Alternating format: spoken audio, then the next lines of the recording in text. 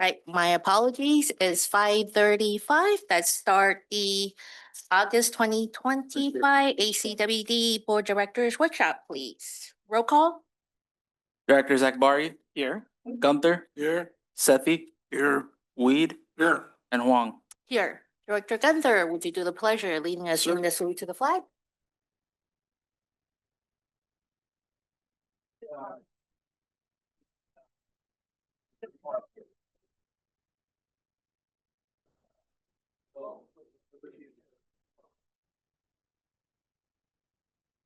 Next is public comments on matters on this notice of special board meeting.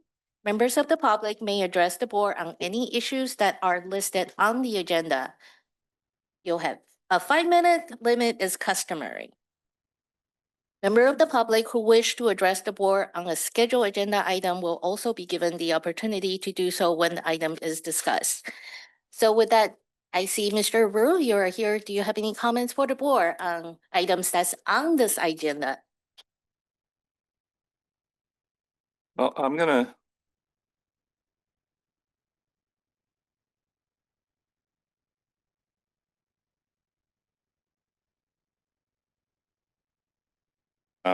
I'm looking for more transparency, more. I want to unpack this, and first of all, every single item in here is a portfolio. So, you know, if they're handing you, if you're at an auction and you're buying bundles of stuff, and who knows if they put in little rocks or diamonds or nuggets of gold in the bag. So you don't know what's in the bag until you unpack it, you know, item by item, or at least asset class. Like, oh, I'm talking about surface storage. I'm talking about brackish desal. I'm talking about conservation. I'm talking about whatever. And when we talk about cost, you know, cost per acre foot, that's a very misleading number, because nobody cares about an acre foot right now. Everything's fine a little bit. It's kind of a wet year or it's a good year. It's only dry year supply that really counts. So maybe you should put that into the supply. So you know, heavily weight the dry year supplies and don't weight the wet year supplies, because they're not worth any. You don't need any wet year supply. Nobody needs wet year supplies. So you're kind of, you know, so with the cost number is very misleading, because, you know, maybe you're buying stuff that you don't need. If you're just buying acre feet, you need to buy the right acre feet at the right times. And then on the other axis, you've got the size of the whatchamacallit, the size of the circles is the quantity. Now, in traditional, you know, if you ever look at supply curves or demand curves in business school or wherever, they have a Q on one axis, and that's a quantity. So, you know, that would be the dry year supply or whatever, and the other axis would be the price, and that would be the price of the dry year supply, not just a price of all the, yeah, as I just mentioned. So, yeah, it's hard to say, you know, to because of the fuzzy, the bundled, the portfolio nature of this. And by the way, if you are doing portfolios, then there's a whole, if you go back to the same school, you know, there's portfolio optimization, there's covariance, there's correlation, there's all this portfolio optimization stuff. That's a whole, I had a whole list, but I forgot to bring my list. But there's a whole bunch of things that you go through for portfolio optimization, which it's not here, but anyway. So if you take things that are not that good by themselves and you combine them, maybe one will make up for the other's weaknesses, or maybe it ends up worse. Whatever, that's portfolio optimization. So yeah, I'm really, you know, this is not, you can't make any decisions based on this. Also, when you do look at the curves, the minimum item, the minimum dot is 2,700 acre feet of, no, $2,700 per acre foot. And then the maximum is $3,200 per acre foot of a portfolio cost on that axis. That's not, there's no difference. You know, oh, look, please express a preference between 2,700 and 3,200. Well, that at this stage, you know, not knowing what it is, it doesn't look like there's no difference. I can't tell the difference between 2,700 and 3,200, so I can't express a preference. And that's, you know, the whole portfolio thing. It's the first stage has got to be asset asset-based selection and evaluation, and then you do portfolio optimization and combinations. Thank you, Mr. Abreu. I do not see any other members of the public in attendance in person. How about online? If you wish to address the board, please raise your hand online. And I forgot, we have a housekeeping thing. That's not a problem. I will be happy to share some housekeeping remarks. Just again, welcome everybody for coming. My name is Ed Stevenson and I serve as the district's general manager. Members of the public may participate in this board meeting in person, and some are, or remotely by either using the Zoom application or by telephone, and some are there as well. For those participating remotely, note that the meeting agenda and presentation materials are all available on the district's website at acwd.org. You may reference the instructions at the top of the agenda for how to participate using the controls in the Zoom app or your dial pad if participating by telephone audio. This hybrid board meeting is being recorded and will be made available to the public for future viewing. Again, thank you all for attending. And President Huang, that completes my remarks. And we do have a couple of folks online. Certainly it's an opportunity if you'd like to add any remarks at the beginning of the agenda, certainly welcome to do that. Just raise your hand and we'll be sure to put you on. There'll also be other opportunities as we move forward this evening through our presentation and the materials to add some comment then as well, or questions. And I am not seeing any hands raised at the moment. All right, then let's move on to item 4, the Water Resources Planning Workshop. Okay, this is the 5th in a series of workshops planned for calendar years 2024 and 2025 that will focus on planning for long-term management of the district's water resources in the face of climate change, evolving regulations, declining availability of water supplies, new water supply alternatives, and other factors using an integrated resources planning approach. This workshop series builds on previous workshops conducted in 2022 and 2023. And with that, I'll turn it over to our Director of Water Resources, Ms. Heides, to add a little bit of context and get us started. Great. Thank you, Mr. Stevenson. So there's a number of topics that we're going to be covering tonight. I do just want to note that since the last workshop, there's been a tremendous amount of work going on. The team has been working incredibly hard on evaluating the various portfolios and pathways the district might decide to pursue. And our diverse water supply portfolio provides a lot of great reliability, but that also means it provides a lot of complexity in evaluating all of these portfolios and all the different possibilities. So they've done a great job. The Woodard and Curran team and the ACWD teams have been working and with a great collaboration and partnership that we've really appreciated. Really, a lot has happened to tackle all the tough challenges and get us to where we are tonight. I just want to acknowledge that the hard work of the team here all in the room, and also a number of folks who aren't necessarily here tonight, but have made big contributions to this significant project effort over the last month since we've been here discussing all of this with you. So with that, I'm very pleased to turn it over to the team, and it looks like Thomas Nizer is going to be getting us kicked off for the evening. Thank you. This is on. Yeah. Perfect. Well, welcome. This is a culmination, as Laura said, this is a culmination of a tremendous amount of work that's gone on. When we were last here in May, we were just introducing the concept of how the team would be approaching analyzing portfolios, which are ideally optimized to bring together lots of water supply options that combine to meet the district's unique needs, both today, but critically moving into the future. This is a long-range master planning effort. And a theme you'll be hearing a lot tonight is about the great uncertainty that we're looking toward with the great unknown of climate change and the range of future credible scenarios that we are trying to be prepared for to be responsible to meet our customers' needs. In the time we've been gone, there's been a lot of work. There's been quite a few very complex technical documents that have been broadly reviewed and commented on by district staff. We had one extended team workshop with quite a few attendees. A few of the members who are here have been contributors to work tonight. We've had every department of the district's been involved in reviewing stages of this work, and it's really shaping up into something that's I'm personally quite happy with the direction of. So with no further ado, I'll reintroduce the same team that you've seen here before. For the benefit of members of the public who haven't been here before, we will be reviewing some of the past material, including what went on in phase one. But to reintroduce the team, we are working with Woodard and Curran with not Persephone St. James, but Persephone St. Charles, and also with Philippe Daniel of Laquisti and White Persephone, the microphone.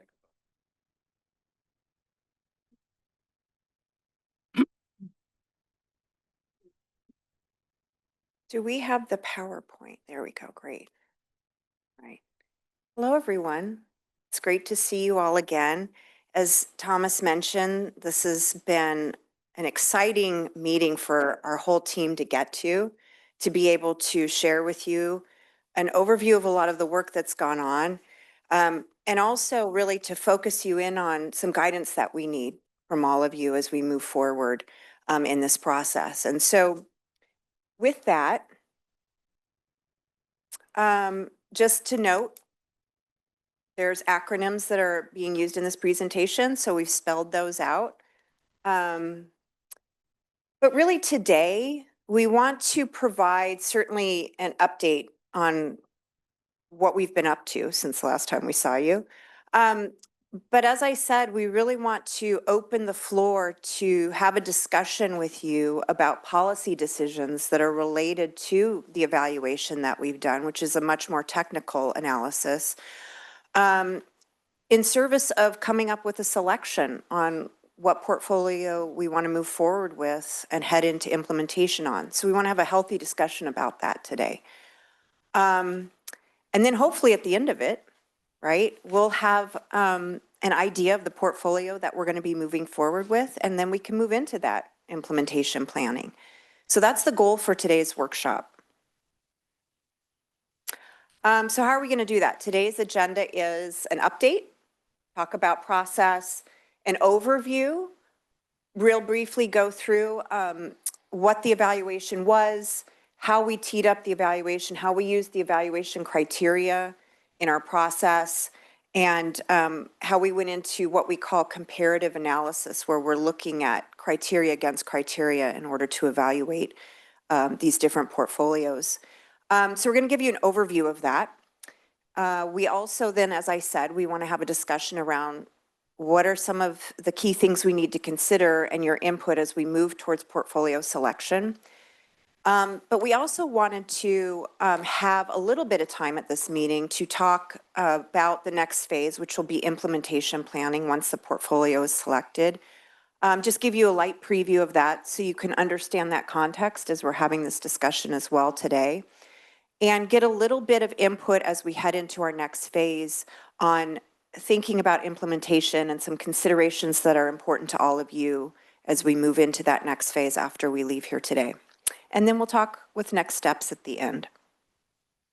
All right, so here's the overview process of the planning process. So this is a graphic we've shown at, I think, pretty much all of our board workshops. It's our pathway to greatness. And you can see we've come very far since we started phase 2. We used to have phase 1 on here, and now that we're getting further on, we needed more room, so we took phase 1 off of there. But we're starting with phase 2, and you can see all the steps along the way. You know, our last workshop that we had with you, we had a conversation about portfolio building, some concepts that we were looking at, some initial concept ideas of like 5 portfolios that we were, I guess, as a starting place. And since that time, we've done a lot of work, and we've come back and we said, okay, we've looked at a lot more than that. And now we want to talk about the evaluation and selection. And then, of course, moving forward into November and December, we'll be wrapping up the planning with implementation and then the actual draft plan. So how does that look schedule-wise? We also show this graphic. So this is our work plan that we had when we initially started, and you can see sort of the alignment on the top there of the outreach and engagement part. And so you see our board meeting here today. We also have in the middle section is sort of what our technical development and tasks are. So we're going to be trying to move into implementation as a result of this meeting today. And then you can see down at the bottom there with the diamonds in gray, those are sort of our key deliverable points where we'll be saying, okay, at the end of this, we'd like to have a preferred portfolio that we can then move on and continue to work with. So this graphic is also an updated version. You may have seen this one before. So last time, as I indicated, we had 5 initial portfolio concepts that we reviewed with all of you and got input on. And we said at the time, you know, it's going to get bigger before it gets smaller, and it did. So we actually went through and developed, based on that, we developed 11 portfolios that had a different combination. Remember, when I say portfolios, it's a different combination of supply options, right? So you can see in the diagram here, it's like folders that have different green squares in them, and the green squares are meant to indicate the different supply options that we were looking at.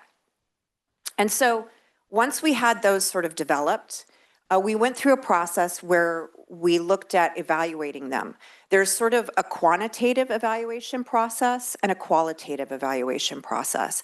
The quantitative is the one that takes a lot of time and energy, and it really looks at, from a systems-wide aspect, it's essentially a reliability model that looks at, you know, the functionality of how these components within portfolios work together, and then what is their relative reliability under different future condition scenarios that we're looking at.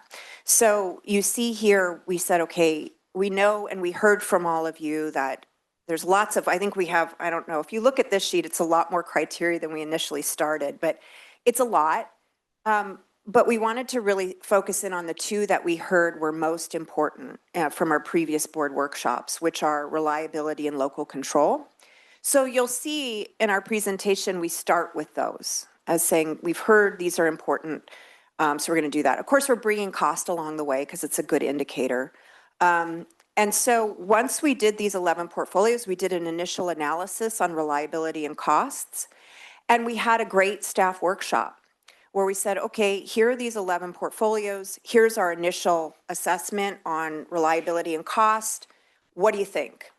And we got a lot of great input on, hey, maybe this number needs to be tweaked, or this doesn't seem like it's quite functional. Maybe we need to think about, you know, tweaking this option a little bit. And then as we were doing that, coming up with these refinements, we had a team, of course, with Tan, and then supported by Dawn on our Woodard and Curran team. They were really putting in a lot of time and energy. Kudos to them of like cycling through and updating the model and looking at refinements and really getting to the functionality of these different portfolios. While we started with those 2 and we looked at cost, once we got that input, then we did our full evaluation. Once we established that we have viable, functional portfolios that can deliver those supplies, we looked at all the remaining criteria, which are a little more qualitative in nature. You know, things like regulatory risk, things like environmental compatibility, things like community benefits, you'll see on the table. And so we looked at those and we did a full evaluation of the 11. And then we said, okay, that's a lot. So let's go back to where we started with those initial top priority criteria, and let's start looking at trade-offs. Where do we see inverse relationships between reliability or local control or cost or some of those relationships? What are we learning by just looking at a subset of those criteria instead of trying to digest the whole thing all at once? And so a lot of that trade-off analysis is what we're going to show and talk about today. So you can kind of see the policy choices that go along with when we're talking about trade-offs between these portfolios. And so what that trade-off analysis has resulted in is essentially 3 main portfolios that we're going to be discussing today. One more than the other 2 because it's the staff recommendation. But I think getting it down to 3, we found really was able to express those relationships so it wasn't overwhelming and you could focus in on what the trade-offs were, and we can get direction from all of you on that. So that's been our process, and that's how we got to today.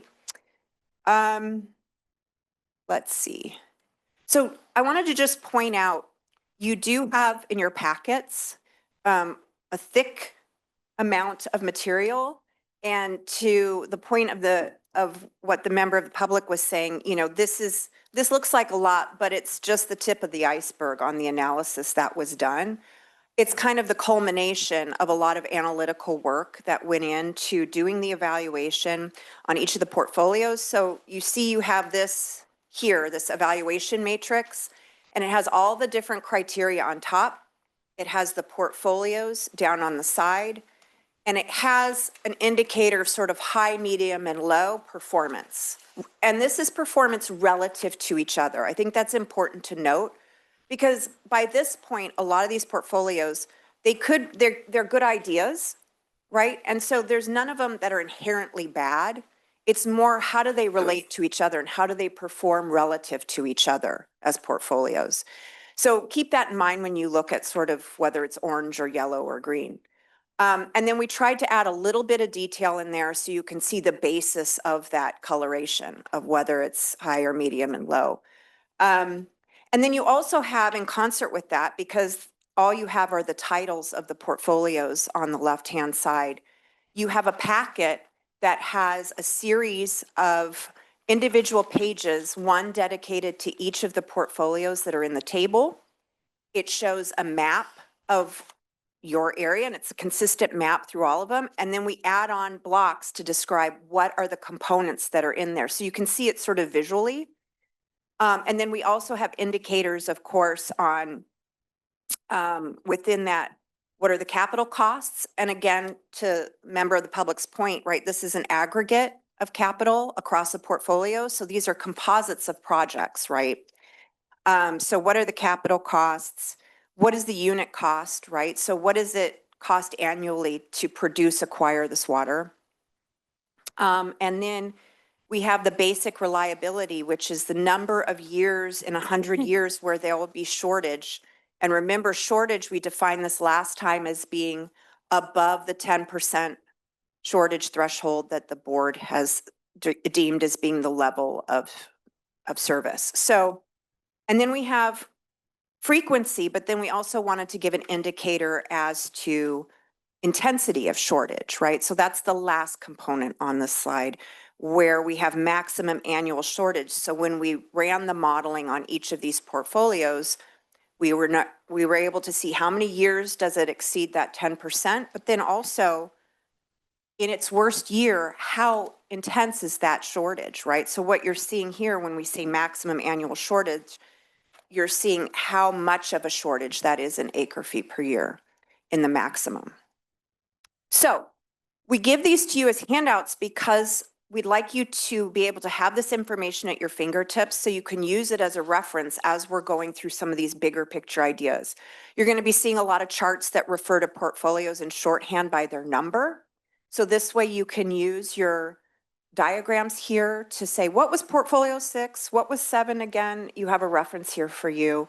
You also can then see how it was evaluated relative to the criteria. So these are really reference for you. We didn't want to go through and tell you exhaustively every single evaluation we did, the result, how we got it and why, because I don't think you'd want to stay here that long for all of that. I think the main thing is that we have it as a reference and you can refer to it, and you can certainly ask questions of our team about it as we go along.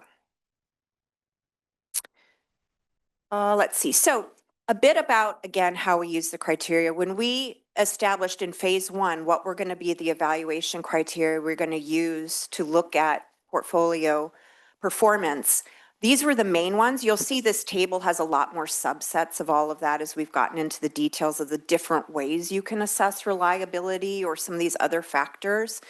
But these are the main areas.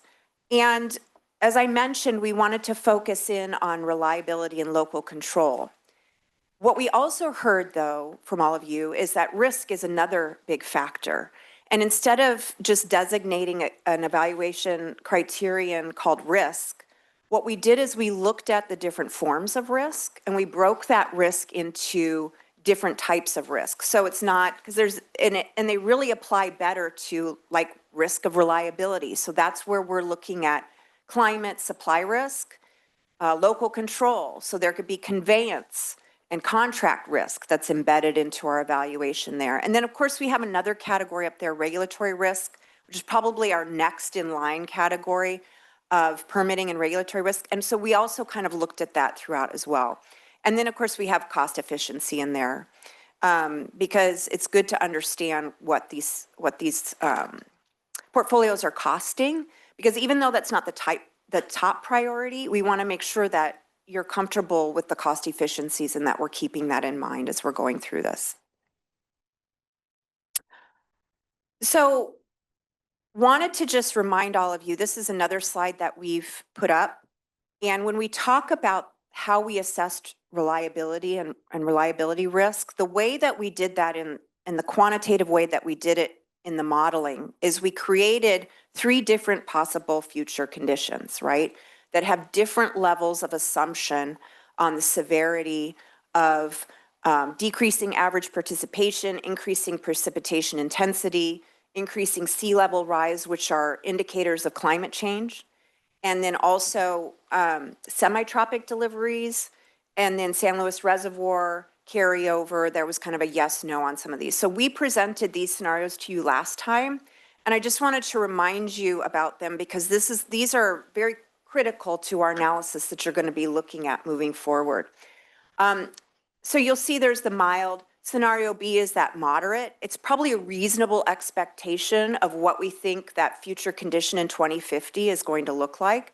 But then we said, okay, there's a lot of uncertainty with that. Still, it's only 25 years away, but we still have uncertainty. So we wanted to have a scenario C, which had even more severe potential impacts. And you can look at the scenario C in 2 ways. You could say, well, it's a more severe version of the moderate in 2050, but you can also see it as an indicator of what life might be like in 2075. Now, our range for this planning study is through 2050, but we also heard from all of you that we don't want to just leave it at 2050. We want to be mindful of how are we setting ourselves up for potential more extreme conditions that are going to follow 2050. And can we also evaluate, what we're doing through 2050 as from that perspective, like how well are we setting ourselves up for even more extreme climate change? And so some of these portfolios, they're going to perform differently from a reliability standpoint, whether we look at B or C. So I'm going to pause there just to see if anybody has any questions. The next thing I'm going to get into is acclimating you to the charts that we're going to show, which have the results. And then we'll start looking at some of those results. But before I do that, just wanted to pause to see if there were any questions about our Questions or process. comments from the board, Director Wee? Well, I've made the comment in the past that 25 years is short term in water resource planning. And I would hope that we would be able to incorporate a narrative of what goes on beyond. You see in the, you looked at 2070 as for the severity of climate change, but really it's going to go on for beyond. It'll continue. And so a concern is that second, we did not establish some fundamental water principles in our initial concepts, like you avoid open channel conveyance if possible and find alternatives to it. You recognize that there's going to be major changes in the power world, which will change the economics because we're doubling the energy consumption of power through small nuclear power plants. Power will no longer be a primary restraint because of AI. So there's some other changes that are going to come relatively fast. So hopefully we recognize that we have the flexibility, and hopefully we also put in a narrative, not the detailed analysis of issues to be concerned about. I would argue that a drought is episodic and should be viewed as a contingency response, not as a way of life. Conservation. Looking at the Niles Canyon Aqueduct as a means of additional water supply. And once you recognize these facilities, you can protect them. Currently, don't have for example, we don't have the aqueduct identified, and therefore it's been integrity of that is being compromised by the Park District and their trail effort in the canyon. So identifying the other potentials that go beyond 25 years is important. And somehow you put them on the record.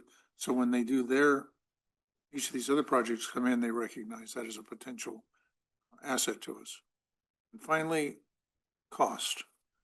Rate-based conservation doesn't make a lot of sense. We've seen in the Hetch Hetchy system in the past, since Bosque has been formed, a 6-fold increase in the cost of Hetch Hetchy water. It was never the cost. We've seen general conservation, but it's incredibly elastic water. It's cheap, and hopefully we recognize that in our planning. We don't have to be cost-driven. We can achieve. Thank you. Thank you for your comment, Director Wheat. Any other comments, questions from the directors?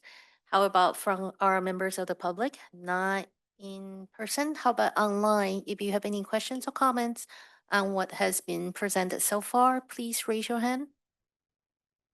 I am not seeing, so moving on. Let me add one final thing there. Okay. At $2,500 plus an acre foot, the San Francisco Bay is an unlimited available water supply.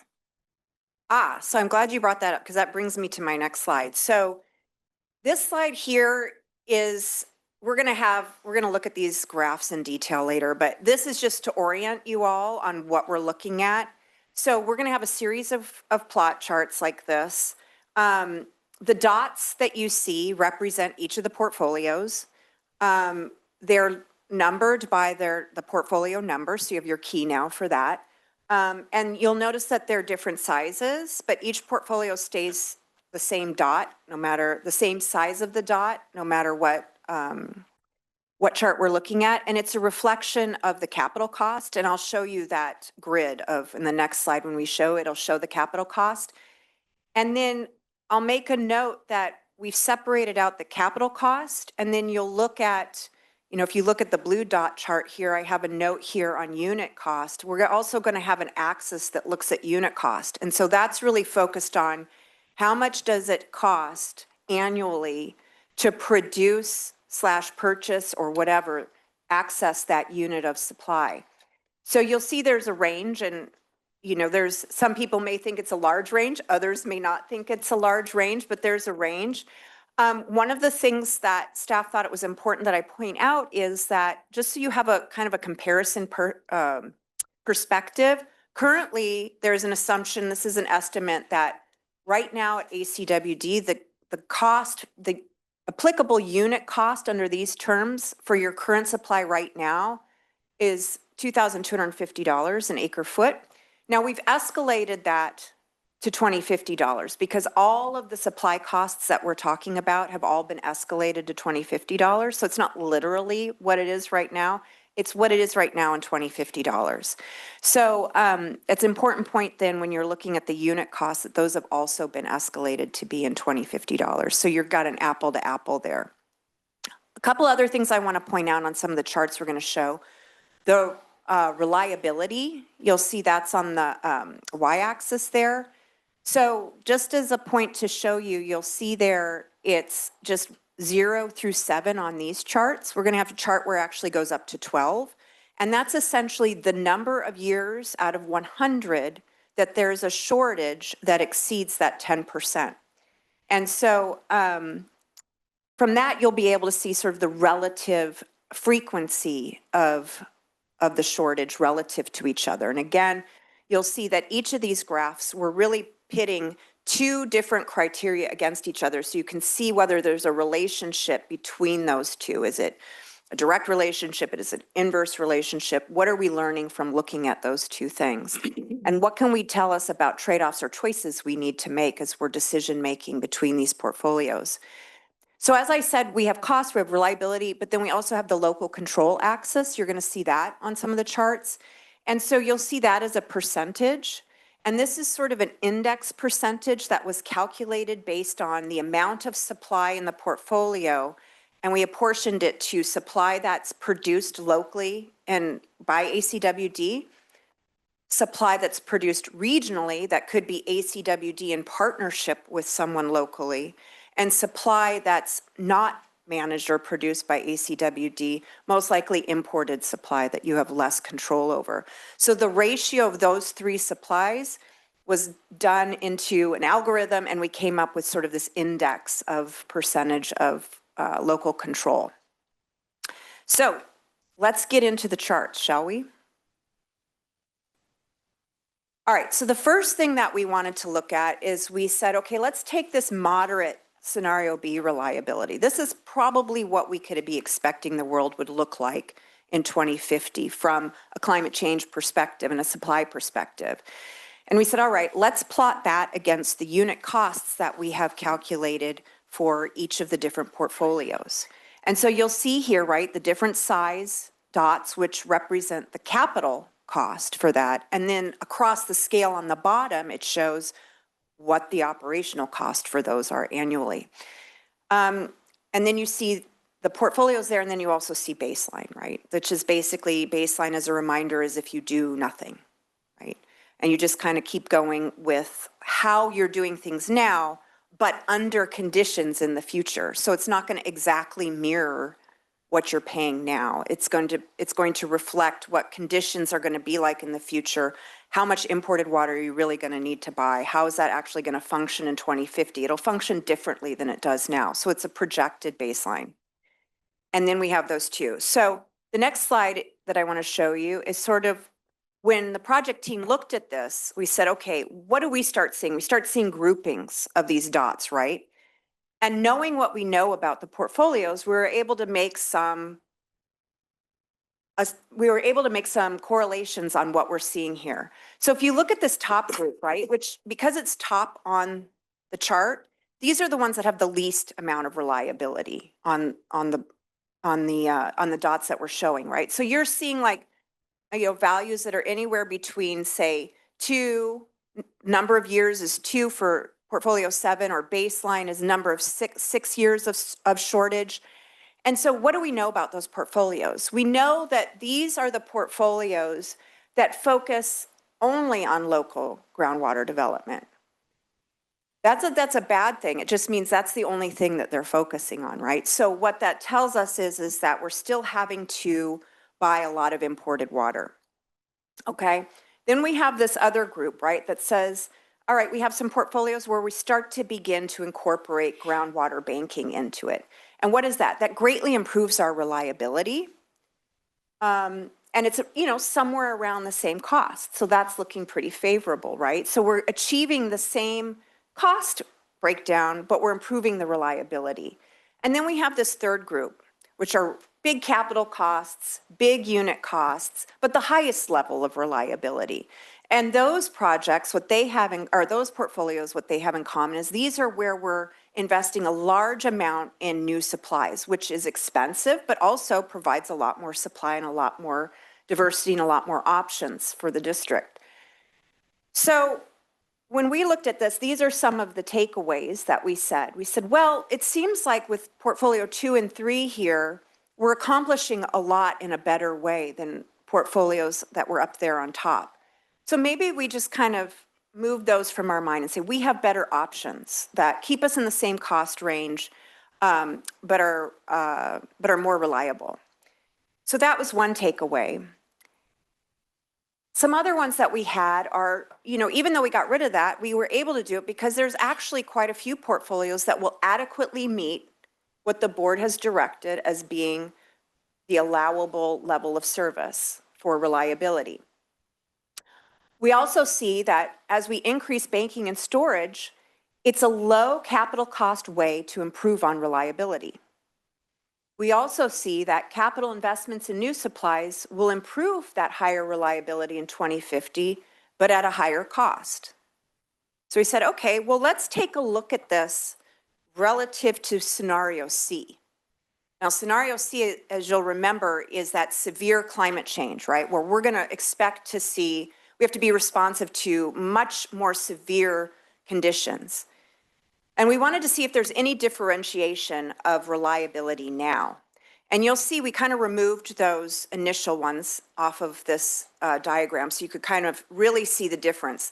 Thing I'll call out here is on the y-axis, The last diagram you saw went 0 to 7.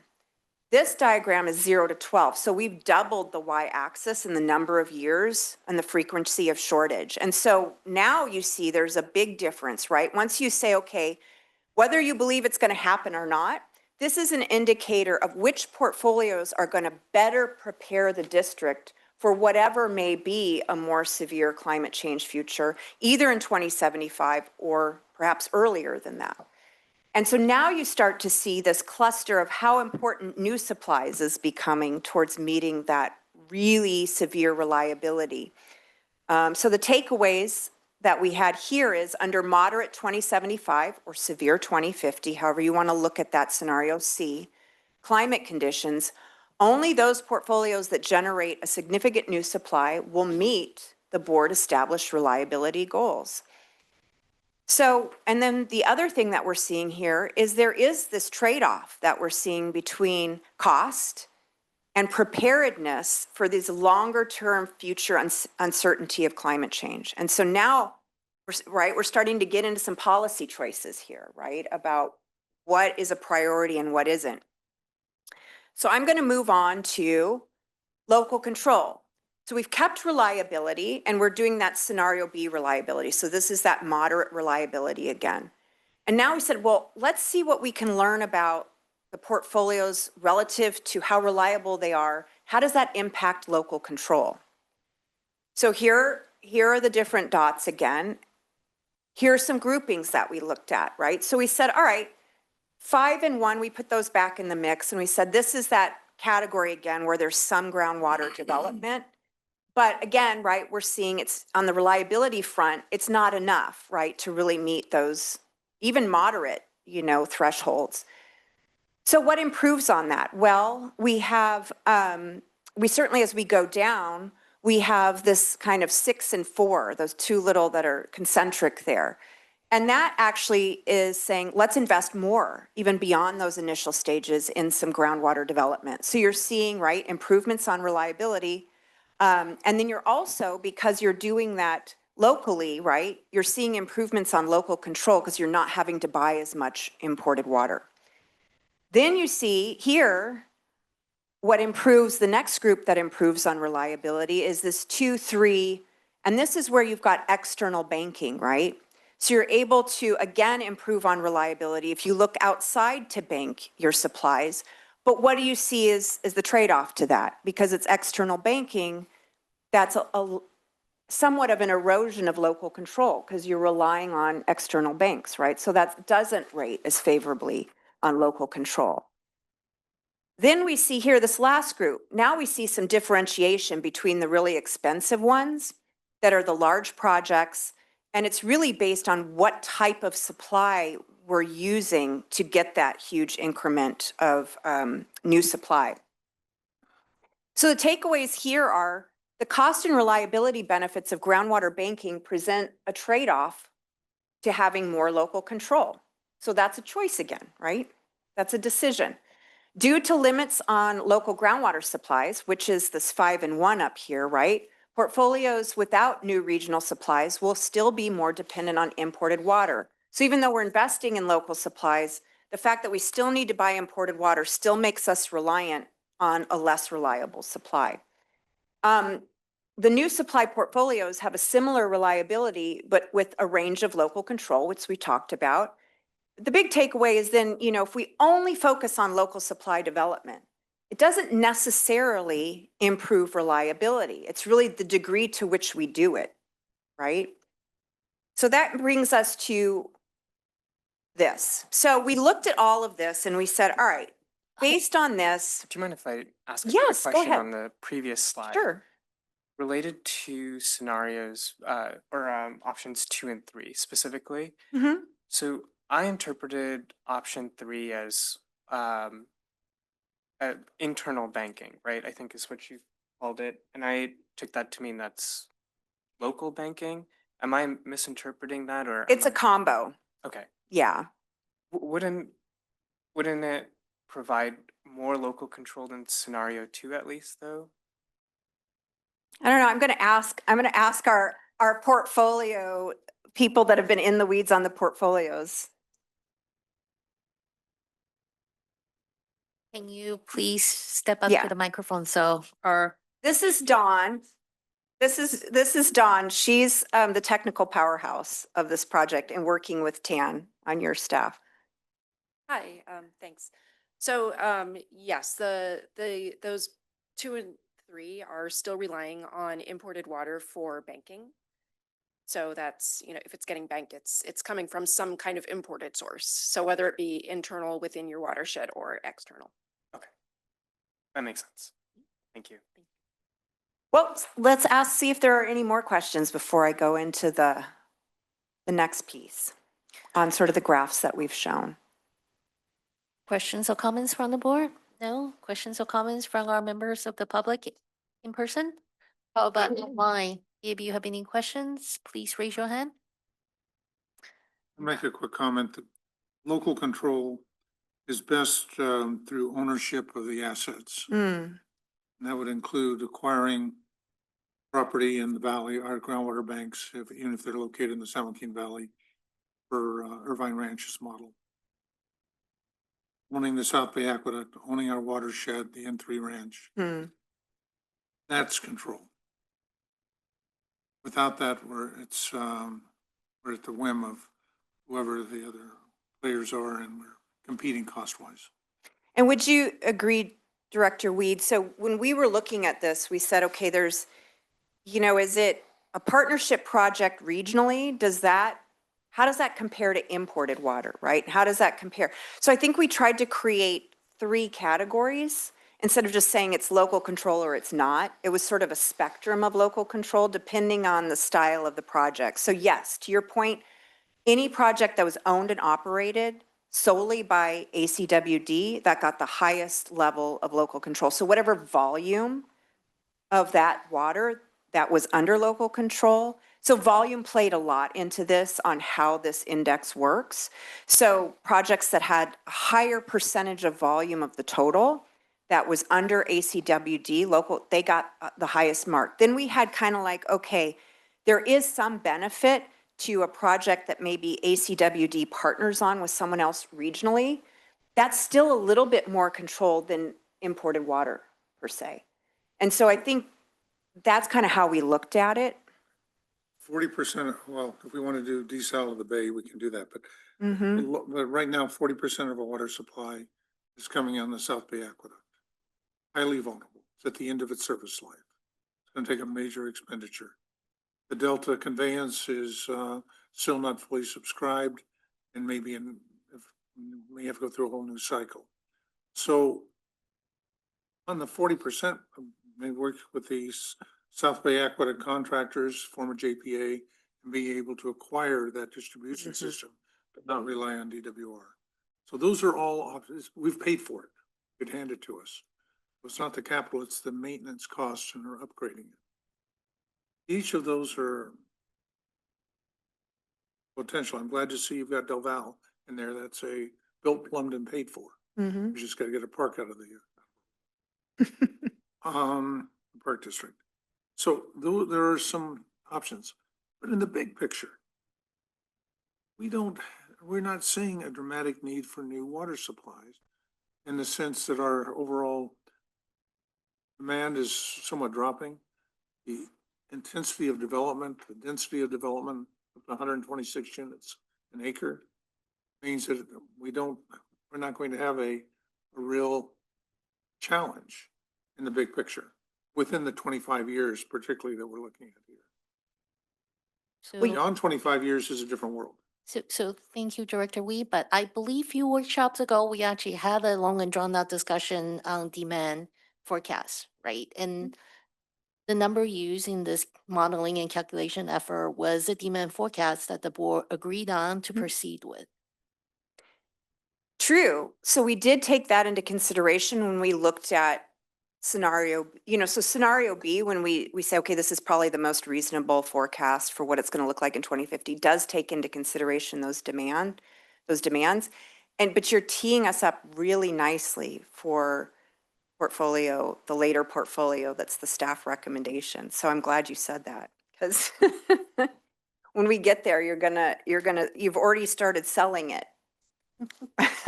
So I'm gonna, or any other questions or? So when we looked at this analysis, we said, okay, there's a lot of portfolios, 11, but by looking at these trade-offs, we can pick sort of what portfolios are the best representation of key trade-offs. And we really focused in on, as a group, working with our Woodard and Curran and ACWD staff, we said, you know, 3 and 8 really kind of represent some of the major trade-offs here. They're both strong portfolios, and you could see going either way, but you're going to have to make some choices about what you're going to trade off. In 3, right, it certainly increases long-term reliability, and that's the external banking, right? But you're at the expense of local control somewhat, right? So that's a trade-off there. For 8, we're saying, yes, there's a bunch of local control projects in there. And that's great, but there is a larger capital investment. I mean, these are some expensive projects and they're going to happen early on. So it was through this, we said, okay, we could come to you all and say, here's 3 and 8, now help us, give us the guidance to do that trade-off, right? But then we said, well, let's take another attempt at looking at, can we create a new portfolio based on everything we've learned from these 11 that actually helps mitigate some of these trade-offs between what we're seeing in 3 and 8. And through that process of kind of, now we've been digging in these portfolios for some time, after we kind of had some initial guidelines and principles of how can we really improve on 3 and 8 to get at something that's better for the district in the long term and in the near term, and mitigate some of these choices. And can we come to a portfolio that staff would actually recommend, as opposed to leaving it up to you to sort of make policy choices against 3 and 8. And so it was through that process that we really had to leverage the expertise of ACWD staff, because who knows the system better than them? And so it was great working with staff. We worked collectively, and Tan and Don, they went through many iterations of trying to find a portfolio that would actually achieve some of those goals. And the guidance for that, I thought it's best to hear from Thomas on what some of the guidance is on how we looked at creating this new portfolio to make a bigger and better portfolio. So I'm hoping you'll come up and.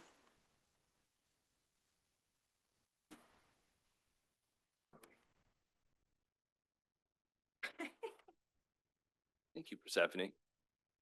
What time is it? We're 6:27. All right, we're 45 minutes in. Perfect.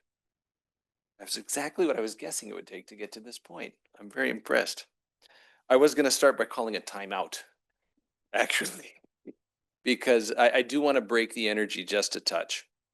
We've had 45 minutes of a lot of post-analytic, post-processing, deconstruction of results and conclusions and repackaging of that, and trying to put together some ideas about things that work and don't work. And what I wanted to do is get us out of the year 2050. We've been in the year 2050 mentally. Everything we are looking at, Director Weed, complete build out of our local community with a demand forecast based on compliance with the urban regulations. We're looking at future weather conditions, whether it's 2050, sometimes 2075. So let's bring it back to 2025, bring it right back to this boardroom, right where we are right now. Climate change is minimal, although we're seeing extreme weather events year over year, breaking new records every year. We still have 3 branches of reasonably equal governance. It's 2025. What do we know? We know that we actually have a completely robust water supply portfolio. And we do know, as we presented at the beginning of this process, that with the demand forecast based on the urban regulations, that under today's conditions, if we were able to continue without the risk of climate change, we would be completely fine to meet build out demand. And that's a really important point to start with. We are not facing a big critical problem imminently. That's because this is a great water district. It's been built on a legacy of great planning, great staff, great board members and direction for over a century. It doesn't just happen. We do not have a problem.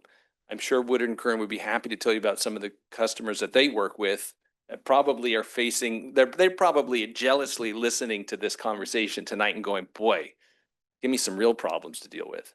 Okay. So the problem we are dealing with is truly the existential problem of figuring out what the uncertainty of climate change is going to look like, and to make sure that we are preparing this agency, the future board members, the future staff, and the future customers with the best ability to adapt to this broadly uncertain future that may confront them without breaking the bank. How are we going to step from today where we don't have a problem to a future where, as you've seen, we could have some pretty significant problems if we don't take action? And the real problem is, of course, that you can't just wait and see. It'd be nice if we could just say, well, let's wait and see what happens, and then we'll build something.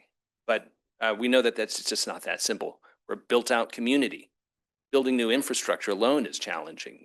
We may be needing to make plans that require us to acquire land, that we have to be prepared for some future inevitabilities. We can't just go out and get new water. Some things in this, we're like, can we join the CVP that came out? There's no unallocated portions of the Central Valley Project, nor the State Water Project. There just isn't. There might be somebody willing to sell it down the road, but it's a little bit like trying to find a vintage Ferrari. You got to have a willing seller out there. If you've even got the money, then you can afford it. So while some of those ideas may be credible, they're not things that we should be relying on. We have to take that local control element, that risk element. And so when we got into this planning scenario, and Woodard and Kern has more experience than I do, but I'm saying I've shared, for me, working here as well as other places I've worked, this is the first water supply study I've ever done that wasn't based on a range of future demands. Normally we're like, what does the future portend? Big development in high-tech, high water use, or low development? That's what ACWD's history has been. We started this study with a rock-solid, unchanging future demand forecast, and this board is committed to doing the conservations needed to comply with the regulations. And so we were actually able to remove that variable from this study. Now, instead, we are completely on what I've just come to be referring to as a risk spectrum, where we've gone from scenario A, the mild weather, to scenario C, the extreme weather. So fundamentally what that is we are doing a climate adaptation plan. And as this board knows, we did do a climate adaptation plan for the district. And so a lot of principles from that have been quite guiding in what you're about to see here with the staff recommended portfolio, where we took what is today's reasonably comfortable condition and how do we bridge to a future of really some potentially scary unknowns, and how do we do that sensibly? And so the best practices for doing climate adaptation planning is you begin with a low risk or no risk prioritization. So when we start building a portfolio, we said, what are some pieces from all those supplies and portfolio modeling that you've seen that we can grab that are multi-beneficial, that are helpful to us today, that we would like to have today, that are also helpful for building a better and more resilient future. So one example you heard from Persephone, a second groundwater bank. Well, a few months ago, this board, I went through the panel, each one of you sort of raised your hand tentatively saying, we think we need another bank just to mitigate the risks of Sigma. Well, it turns out that if we had a second bank that would help us with Sigma, it would really help us in an immediate year drought. If we had a critical drought 2 years from now and we had two separate banks and two straws, remember we got a skinny straw into semi-tropic. We had two banks and two skinny straws, well, at least we'd have double the water. So something like a new groundwater bank, which was identified for Sigma mitigation, has immediate benefit for a drought, but it also has huge benefit, as you've seen from some of those charts, for down the road climate change. And guess what? It's not an extremely expensive initiative. So that's an example of a low risk or no risk element of a new portfolio that we picked to start building a new concept with. And I don't want to steal too much of Dawn's thunder because she's going to come up and sort of break it down for us in just a minute. So after starting with those low and no regrets, then you figure how do we layer in these future interventions that can address uncertainty without stranding assets? What are things that build on what we already have? And this is where this portfolio really starts to become a real ACWD portfolio. Your predecessors here in 1995 built things like the Newark desalination facility. They built the Corey Lake so that we could capture significantly more Alameda Creek watershed water. Those facilities, we're not even fully utilizing them because we have constraints in our ability to utilize groundwater. Those are past investments. If we build new investments that can take more advantage of that, we can take advantage of that additional incremental groundwater supply, which Persephone shared is available. There's some more groundwater that we could tap into. Would we really kick ourselves if we have furthered our ability to use that local groundwater 20 years from now if climate change doesn't happen? No, it helps us reduce San Francisco purchases. It gives us more local resilience in case of a drought, resilience against a delta disruption. So that's another sort of layering of multi-benefit interventions that build on past investments plus the first stages of a new portfolio. Then critically, we took a look at how can we put together a framework that includes a reasonable monitoring plan such that we can progress to future more expensive options? Because, spoiler, in that last stage, we do need something like IPR for the more extreme climate change scenarios. As was indicated, without a new water supply in those extreme futures, this agency will suffer. None of us, we won't be here. We might be alive, I don't know, maybe, but we certainly won't be here. But the people coming after us are really gonna not be happy if we didn't set them up right. So there are some big interventions that are needed, but what can you do to set up a monitoring plan to make sure that you are preserving that ability to build something new in the future, but not overcommitting, and also making sure you have enough lead time to start getting it built and ready for when it's actually needed, because you can't build infrastructure in less than 5 to 10 years, not infrastructure like that. And then finally, a portfolio that includes lots of little elements that can be reassembled in different combinations to be additive and build on each other so we can actually adapt to the new, what really comes our way. Because here's one thing that we got to remember: in addition to having all the supply we need at the present, there's assumptions we're making in here right now, like we're not going to get settlement with a voluntary agreement that might give us some more supply. That right now we're not assuming conveyance of the delta. That's not built into the data sets yet because the state isn't standing by that yet. But if we get a delta conveyance, we may have better resilience and we may have better reliability in a future drought. So if we can take this incremental approach and add on as needed, it gives us time to see those things develop, and we may get some more optimistic outcomes over the next 5 to 10 years. I know you've heard me say that for the past 5 to 10 years, and we still haven't seen them, but they may be coming. No promises, but if they do, this gives us the time to see those things develop and prevent us from jumping ship and taking some more radical action when maybe it's not necessary. So with that introduction, or introduction to the new concept, I'd like to invite Don Flores back up, who's already introduced earlier. And I do want to compliment again the amount of work, the amount of emails I have daily that I'm CC'd on between Tan and Dawn for the past, I don't know, month have been, I think we need a new data center just for those. All right. Hey, thank you. So I am going to be walking through the staff recommended portfolio, which we're calling Portfolio 12. And this is essentially divided into 3 phases, which really highlights the incremental approach that was taken to this. And, as Persephone said before, we kind of started by looking at portfolios 3 and 8, which, are on both ends of the spectrum of focusing on increasing your groundwater banking and increasing your new local supply. And so phase 1 here is looking at expanding your local groundwater supply at the same time as you are increasing your banking opportunities. And so it includes optimizing and enhancing Del Valle yields, which the district is already doing. So, you're working towards that. So that is happening.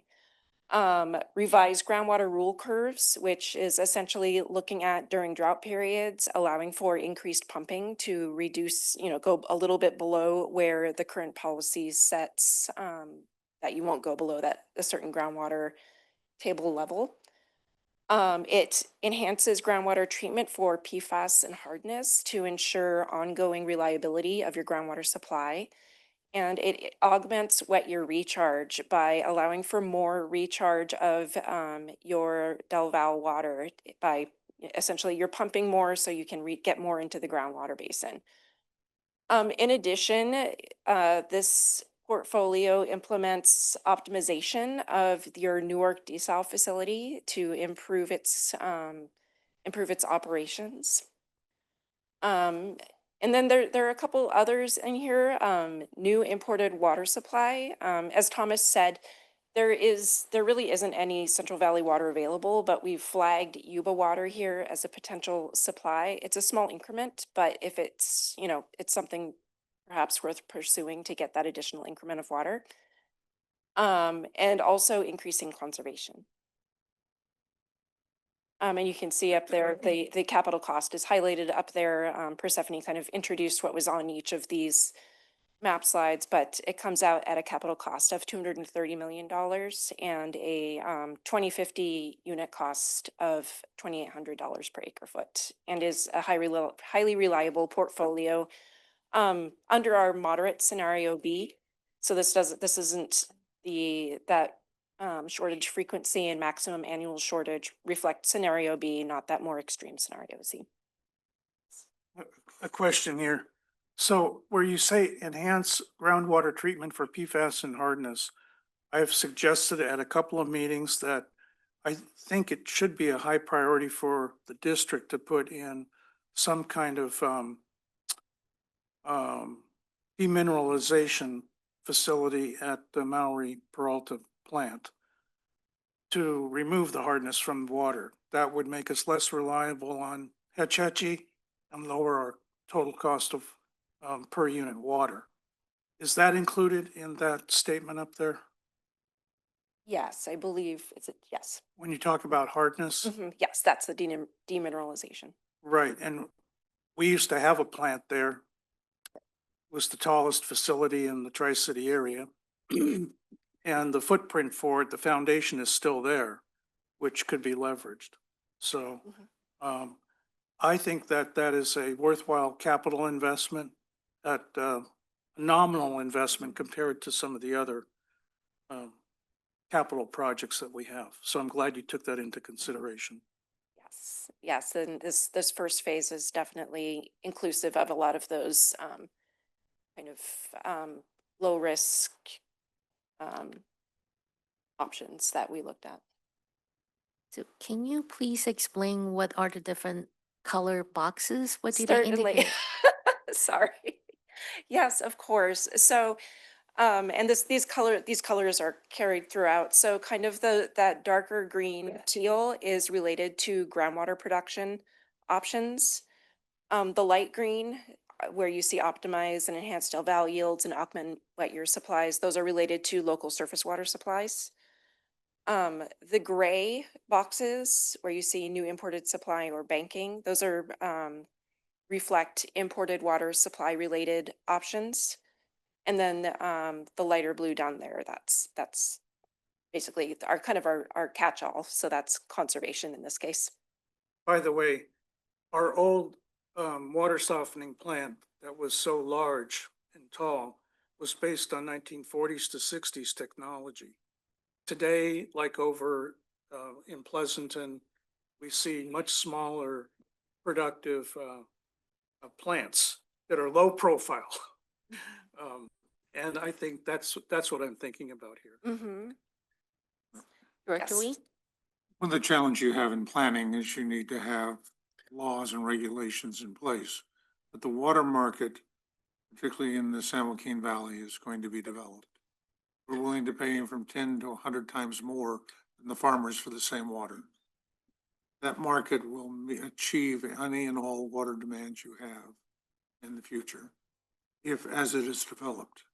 It's not there yet. So I understand why you don't want to put it into a current planning scenario, but it's the future, I believe. I would like to, there's a lot of detail that's not in here, but one of the subtle elements is to explore water markets and leverage our groundwater bank, our existing bank, plus the secondary bank, and basically be aggressive with buying water in wet years and keeping that stocked up.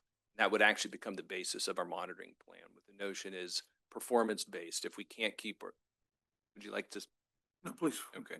That if we're unable to acquire enough water, whether the markets or the California water system itself just cannot make enough water available to keep the bank storage to sufficient levels, that would be a monitoring point to move on to further interventions. But in the continuation of that, the ability of ACWD to become a water marketeer and make that a major profit center for this district is physically has a potential. But again, it's difficult to plan for something where you don't have the legal, the market in place. I would say that's 100% included within that general concept. Thank you, Mr. A Nizer. lot of little details that are not on this Yeah, chart. when They're- we They talk- are the zero cost items. These are the big ticket items that. Okay. I hope it's well understood that when we talk about water banking, it's not perhaps leveraging an existing water bank. It may be acquiring property for a water bank or buying into an existing infrastructure. Certainly. So I will say, and we went through this early on, where we said we weren't going to pick a bank in this process. We were going to figure out what were the issues that a bank would help address. What would be the ideal qualities of a bank?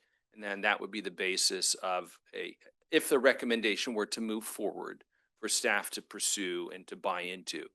If the district wants to contemplate buying the Owens Valley and making it its own land purchase, then the board will have the opportunity to weigh in on that. For now, we're just using existing market prices to buy in an existing groundwater bank. So these prices reflect going market price to buy into a program. We just did this water exchange with the water bank on the west side of the valley. Mhm.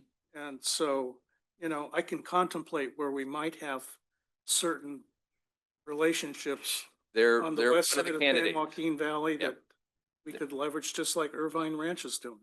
West Side Basins is certainly one of the good candidates out there, but that's getting sort of ahead. We want to Right. start with figuring out what things do we want to buy, and then we go out and, it's like, do we want to buy a car? Yes or no? We want to hear yes, and then we'll figure out what kind of car we want. Right, that's what I'm trying to suggest. It could be lease, option to buy, it could be Could be.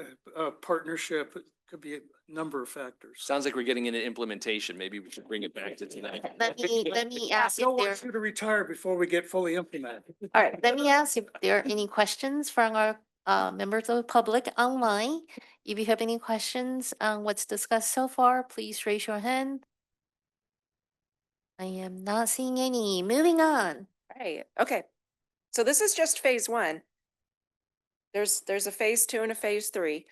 So phase two is the same portfolio, but it does add on new groundwater production in the southern portion of the service area. And we have on here, this could be new groundwater desalination down in the south there. I will say this is under study, there's a study underway right now to look in more detail at what treatment would be required for the southern area. So for the moment, we're assuming some kind of new groundwater desalination plant in the southern portion.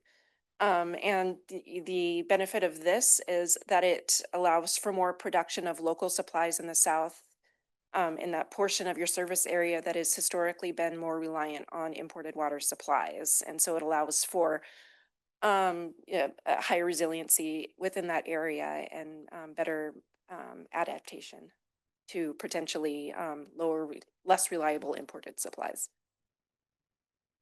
A concept which has been looked at, and we had a pilot program for it at one point in our CIP, was the ability to use raw groundwater for irrigation of a separate system, the dual system. It could be in isolated areas, but it would allow you to provide, add $2,000 in treatment costs to water that's going to be put into irrigation when the groundwater itself has now been brought to a high enough quality that much of it, including that at the desal plant, can be used for direct irrigation. Yeah, and that was associated with, prior models of, we were building at one point a purple pipe system. And not everybody here, I think, is familiar with what Mr. Director Weed's bringing up, but we had at one point an interim use of our purple pipe system as a concept before full build out. And that was to use just raw groundwater. Later on through planning, we determined that's not going to be our future, is extending the purple pipe system to build out and extending it throughout our service area. So that concept is not really on the table right now. Now, the use of groundwater in different ways is certainly still obviously out there, right? A lot of this planning has to do with further optimizing the use of the groundwater basin. And I know you yourself have been, kind of a champion of making sure we have groundwater available for, say, fires and earthquake scenarios where we need wet water in the system. And that's an infrastructure thing that we are building into much of our capital infrastructure. As part of the contingency planning. Yeah. Hopefully we'll be part of this. Okay, and of course, that does come with additional capital costs that you can see on the slide here. That adds about 220 million capital cost. It's a very similar unit cost and also has very high reliability. And so phase 3, this is the final piece of portfolio 12. This adds in purified water for recharge. And so this pulls in recycled water, and it's a partnership project with Union Sanitary District to bring purified water down to the Quarry Lakes area to recharge it into the groundwater basin. And the idea here is that it's adding that new supply increment to further bolster your reliability and your resiliency and make the system even more adaptive to future climate change.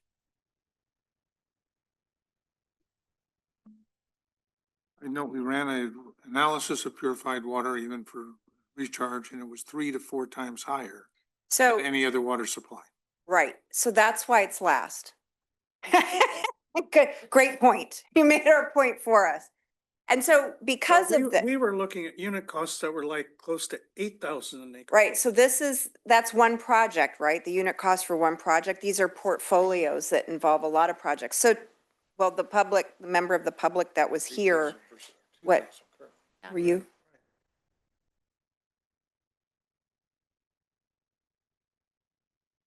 Easy, just eliminated from our planning. So Well, the next 25 years. I've been kind of quiet. Yeah. Sure. Right, Dr. Sethy, I suspect you were referring to the past IPR study when you were referring to unit costs? Mhm. Is that where you were headed, or are you referring to? an earlier Specifically chart? on that study, I understand your portfolio Okay. analysis here, so it doesn't need any further explanation. Well, there is a distinction that I might just share because your mind went right where I'm glad you remember the old study. Our old IPR study showed a limited ability to get the value of the IPR recharge. And that's because our ability to get that water out of the ground, where we were competing with Alameda Creek watershed. And this is where the adaptive and cumulative benefit of this program is, because prior to adding this small increment of IPR, we've added RO pumping at the blender. We've increased efficiencies at Newark Desal, and we've added a southern groundwater facility. So we're now at the point where the Niles Cone Basin, we are actually exhausting the sort of sustainable yield that we need to bring in. And so now you actually get a bigger return on the investment in IPR than what we saw in our previous study. That Right. basically says building IPR today doesn't work. But if you build your ability to produce more groundwater and serve more of our distribution system, then IPR starts to make sense. So this is fundamentally an improvement on that. Well, I old want to make study. myself very clear in a public meeting. I've said it before. I'm all in favor of recycled water, purified water, where it makes economic sense. And in some communities, it really does. Just go over the hill to the Tri-Valley area, Dublin, San Ramon. It makes a lot of sense in those areas of the Bay Area. But it does not make sense, economic sense in our service area. You're down in Santa Until- Cruz, yeah, great. Unless we get to a future where we are exhausting the ability to recharge Niles Cone. And this is this 12C. So this is that future climate change. Yeah, that might be scenario. 2,100. Might be, might be. So that's why we don't build it today. Right. Conspicuous by its absence is Bay Desal, which could be provided at the same price as purified water without any of the environmental risk. Right, so that last increment of water, as I showed you on the local control, we had some options there for what that last new supply increment is. We looked at Bay Desal, and I think one of the things that we did want to make sure is that we were fully leveraging desal that's within the groundwater basins first.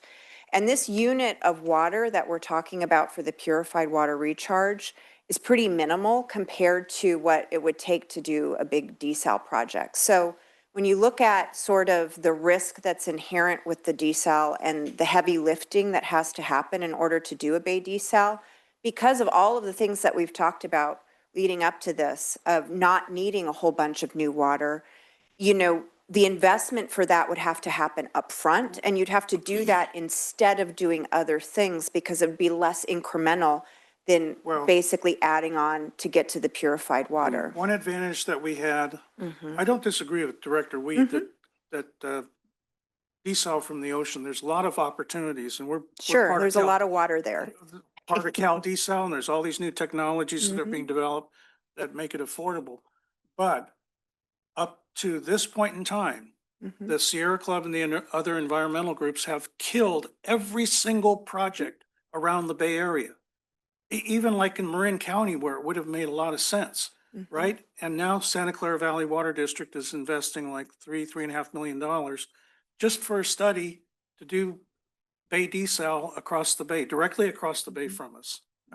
And the Sierra Club and others are, you know, immediately jumping on that and trying to defeat it.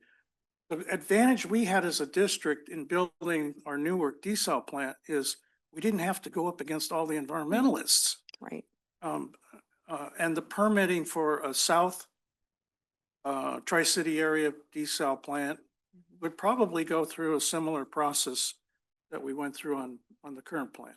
Right, and And what we have the only brackish water desal plant in full operation in Northern California for over 20 years now. yeah, you're checking the desal box already. That point's taken. I think, you know, when you look at it from where you are and what you need, our assessment as a project team was that there are a lot more hurdles to overcome for less reward by looking at a bay desal project when you can do more of an incremental build that leads you more towards this IPR project than would lead you towards a completely separate project that would, because you're right, there's lots of water there, but there are other constraints in it from a regulatory risk perspective, brine management. So it's not just necessarily the amount of water that's in the bay, which is endless. It's sort of how does a project like that work here? And when we thought it through, it just became that that would be a choice you'd have to do early on. And you would have to do it at a volume that makes sense. That meant that you wouldn't necessarily need all the other supplies that we're saying you would do first. Well, look, Governor Brown and Governor Newsom made almost all the appointments to the current Coastal Commission. And yet they voted like 17-1 or 16-1 against the Huntington Beach plant, where they'd already spent $1 billion of planning effort. All right, Yes. so, You know? so I'm going to bring us back here. Mhm. So I think what would be fair to say is the board is, there are at least two directors I'm hearing that's interested in Bay Desal. Mhm. But as staff has shown, this is phase 3, total out year, right? So this plan would be reevaluated again. The regulatory climate could change in the future. Who are the two directors in favor of Bay Desal? Well, I hear two that's interested in Bay Desal potentially. How's that? Well, Do I count you? Okay, one director that potentially interested. They're And to dropping. clarify, we will actually be talking a little bit about this because what the Yes. staff recommendation is this progressive kind of incremental approach. Alternatively, you could take a more of a big step function towards reliability and bypass that. So we'll get into that 2 slides from now. I would suggest. I'm going to get into it in the next slide. That the IRP and purified water recharge and desal are beyond the 2050 planning horizon in any realistic discussion. And that the problem, one of the risks of recycled water is PFAS and regulated by CERCLA with joint and several liability. As a water district, we want to stay as far away from recycled water as we can, and other districts are going to learn that the hard way. Right, so I'm going to move us on to this comparative analysis because this is kind of the last slide before we get into the discussion. And I think it makes some points. It doesn't make all the points I'd like it to make, and I'm going to try to verbalize some of those. But basically what you have here is 3 points, right? You've got higher reliability. So the further away you go from the center in those different points, the better it performs. So the higher reliability, you go up from the center. The lower the unit cost, you go away from the center. The more local control, you go away from the center.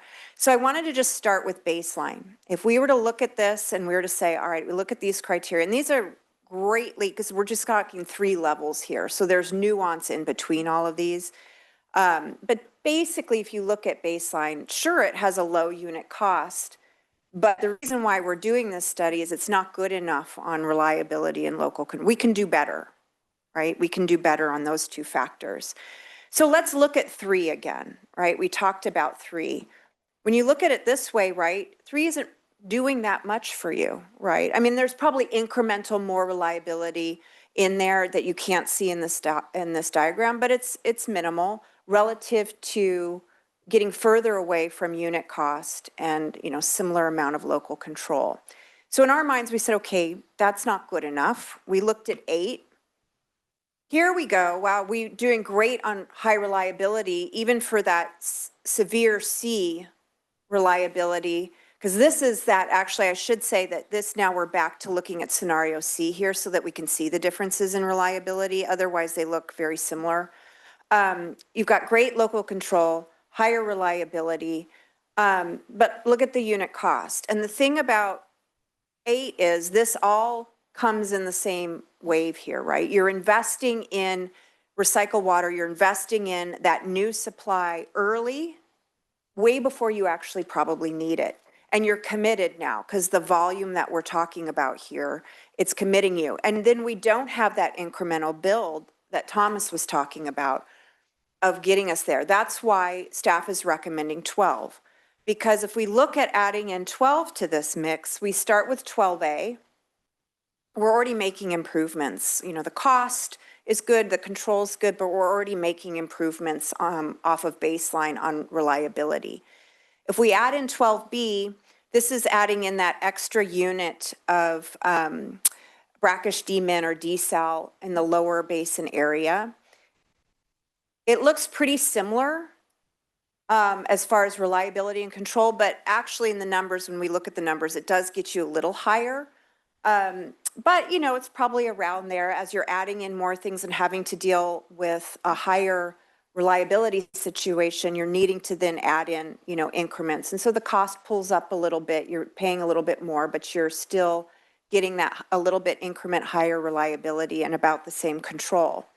Then if you look at adding in 12C, it exactly mirrors the outcome of 8. And you could say, well, why don't we just do 8 instead of doing all this? Well, because you don't get the benefit of that incremental build, right? So you're having to make a decision early on about what that supply needs to be to meet that far-ranging uncertainty that you're not sure about yet, which, you know, a lot of the directors have mentioned. And so the reason why 12 is a better option than 8 is because you get to build that as you go along. So when we look at 12, what we're seeing is it's supporting the tradition of ACWD of always investing in local supplies and making sure that you're leveraging those local supplies to the best of your abilities. Then it's also building upon the work that you did to implement your 1995 IRP. So you're taking advantage of the facilities that you've built. You're also creating a similar trajectory by building and leveraging new facilities as you go along. And then it also doesn't get you involved in recycled water too soon, right? It leaves it as an option to deal with that new piece. Remember, when we looked at severe C, it said you're going to have to develop some kind of new supply. And maybe you can debate desal or recycled water, but that's not a debate that you need to have today. But what you do need to do today, and why it's important in including it in the plan, comes to the implementation phase. And we have to start saying, in order to be ready for that, what are we needing to do now to position ourselves to get ready? And that's why you've got 12A and 12B that helps you get ready for that when you may need it. And so that's why staff is recommending this. And with that, I'm going to turn it over to Philippe for you all to discuss. I'd like Yes. to make a quick comment. Sure.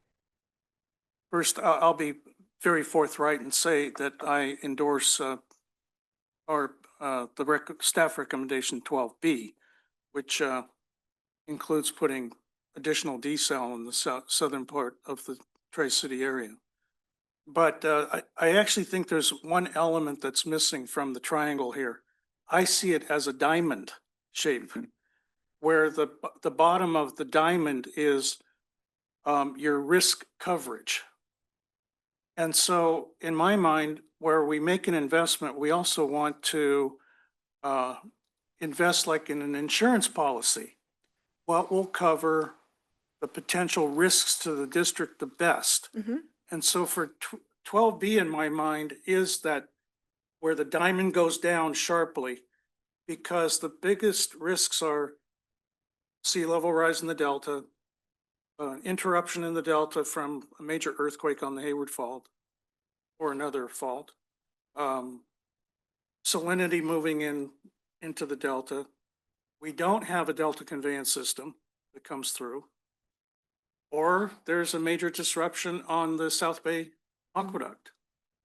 And although John and I agree that we need to make investments there, that in and of itself is $1 billion investment to be shared by 3 agencies.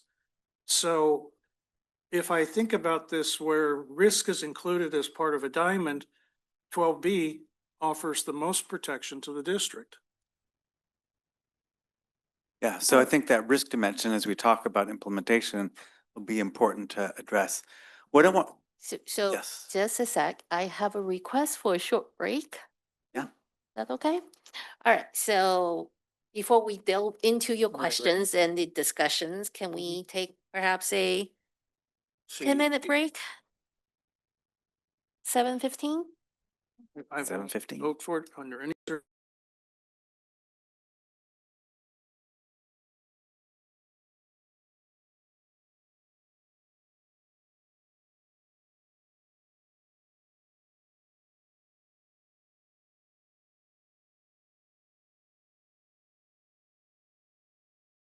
Seven 17. Let's resume the meeting. All right, 7:17, go for it. All right. Danielle? So we wanted to kind of have a more extended discussion on some of the underlying trade-offs and really to have you weigh in, since there's a technical analysis and then there's a policy guidance, and you provide the policy guidance. So let's talk about a couple of these questions and other questions that might come up. So I think there's an observation made about this incremental build of 12A, 12B, 12C that kind of both looked at the 2050 scenario B and the kind of 2075 or the scenario C scenario addressing that. But there's this question we had about desal, about build big now. I started my work with the district based on a board decision that was to say, when it came to the goals for disinfection byproducts for treatment plant 2, we were not going to go modest, we're going to go for broke. And we had these very aggressive goals for disinfection byproducts that actually has stood you in very good stead, 30 years, 35 years later. So that was kind of expression of taking a step function in terms of technology, also because your commitment to that. But I think there's a similar kind of choice here in terms of, do you want to kind of go for broke, or do you want to kind of take more of a logical incremental approach? As Mr. Nizer said, do you want to take this monitoring evaluation? So the risk factor that you mentioned, Director Weed, about PFAS and reuse, you have the opportunity of seeing what happens with Valley Water, see what happens with Metropolitan as they implement their pure water, with LADWP, a variety of other people who will be out there doing this, and to see how things shake out with that, see how things shake out with the bay and nutrient discharge limits and all these other things. So there's that benefit of buying time to monitor, evaluate, and adapt based on that. So so a couple of different questions. So one question is, for similar unit cost, you saw some different sized bubbles, some representing very big bubbles, representing big capital expenditures and other smaller, reflecting the fact that there's more in the variable and O&M costs. Is there any preference for operating versus capital costs when it comes to selecting alternatives? Who wants to start? Well, I will step forward that I'm willing to take on the capital costs because we have the buffer to borrow money. Mhm. We're not in the same financial situation as other districts. We have a lot of borrowing capacity with a AAA bond rating. And so if we think about spreading out the cost over, we're not going to build a new desal plant right away overnight. Something that will happen over maybe a decade or 2 decades. And you want to share that cost over generations in the community. You don't want to impact people's water bills with a direct hit. So it's a shared community benefit over multiple generations, and we have the capacity to do it. Others? Yeah. Well, I I'm guess- looking for a bubble that says 12 on on your chart, and I don't see one. It's not on there. So, On the left side is the scenarios. Okay. right, so we did the bubble charts to show sort of the trade-offs of 1 through 11, and then we created 12 Okay. based on that. So we looked at how can we improve those, but so that's why you're not seeing it. Now, the matrix, actually, I forgot to point out, you have a front side and a back side of this matrix.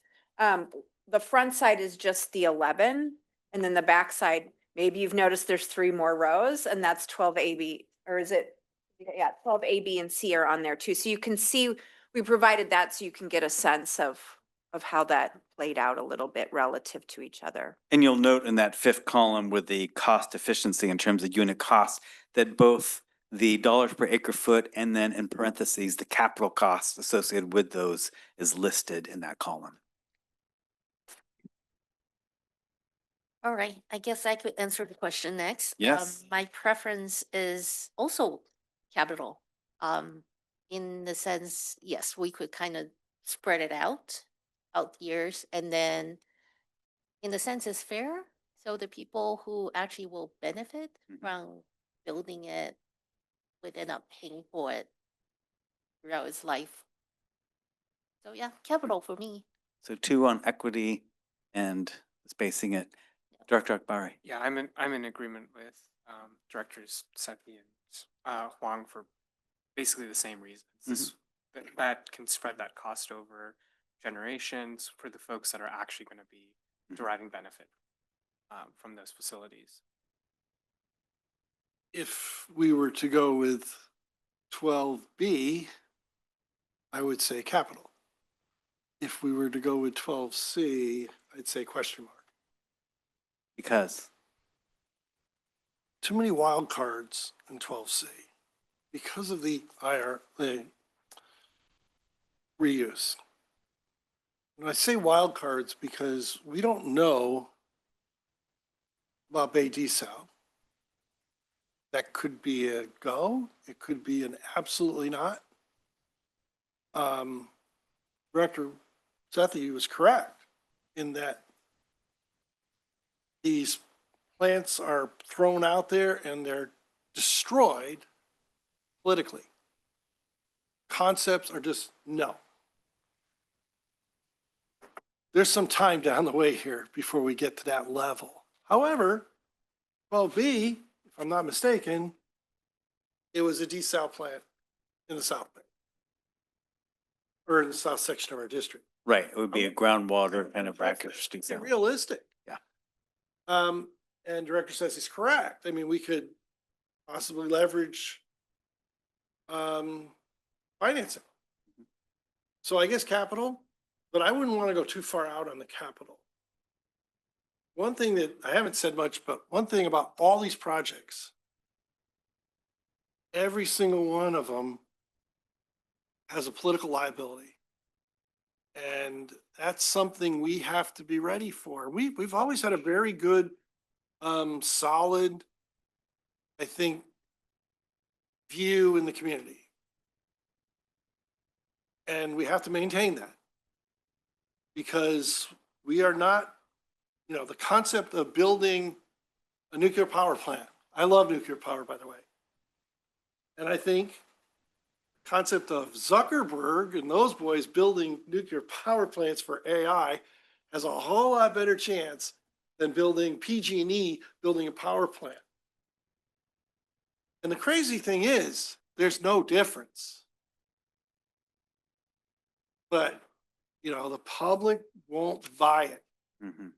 I mean, let's face it, we've had little nuclear power plants running all over the place for a very, very long time. It's called the nuclear navy. We've had nuclear power plants. I grew up with them. Most of them are decommissioned. Want to get rid of fossil fuel? The answer's there. Yeah. But, So, but there's problems with that as well.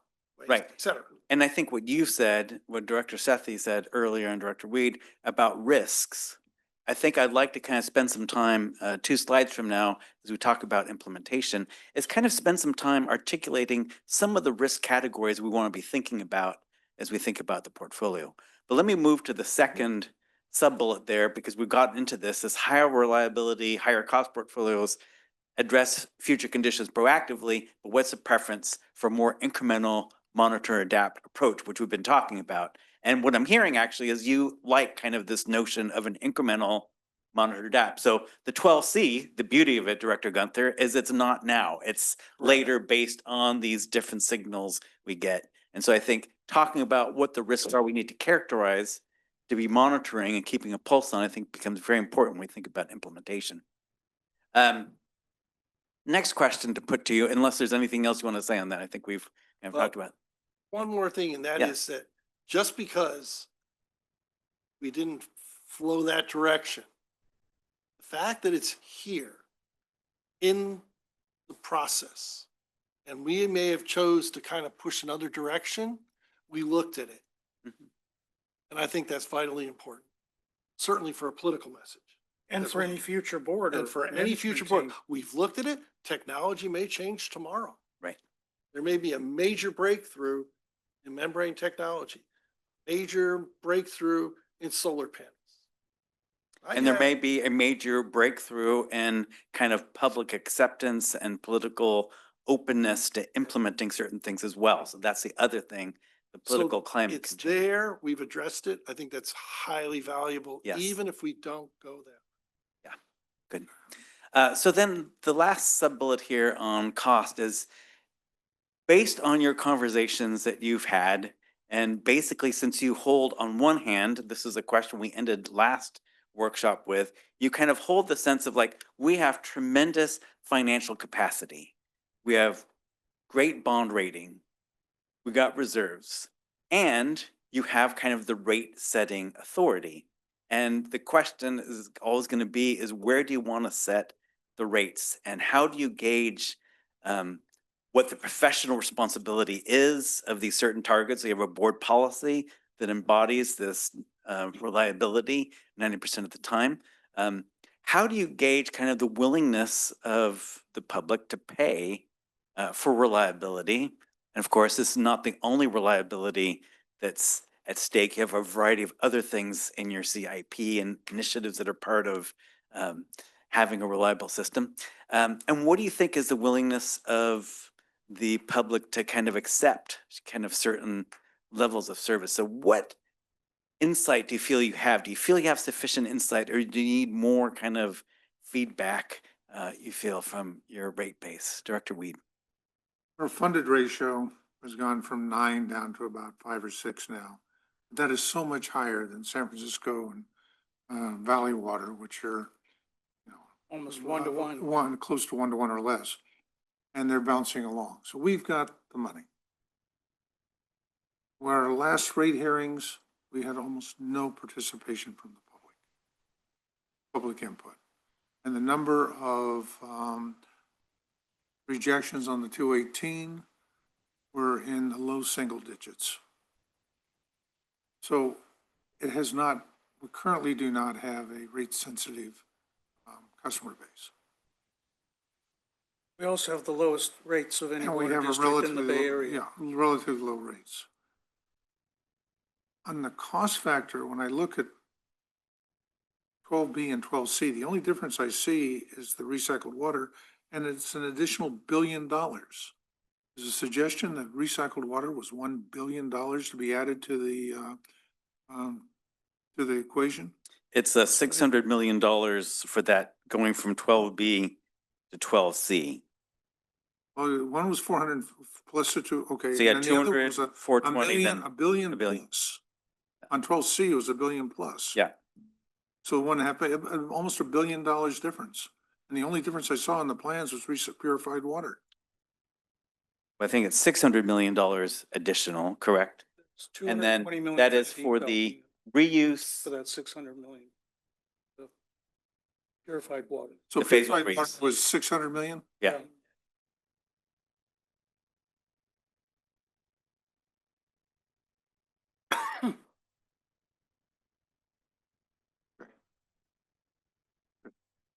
Not only is it a fundamentally undesirable water supply, it is an incredibly expensive water supply based on this, just the capital cost plus the operational cost.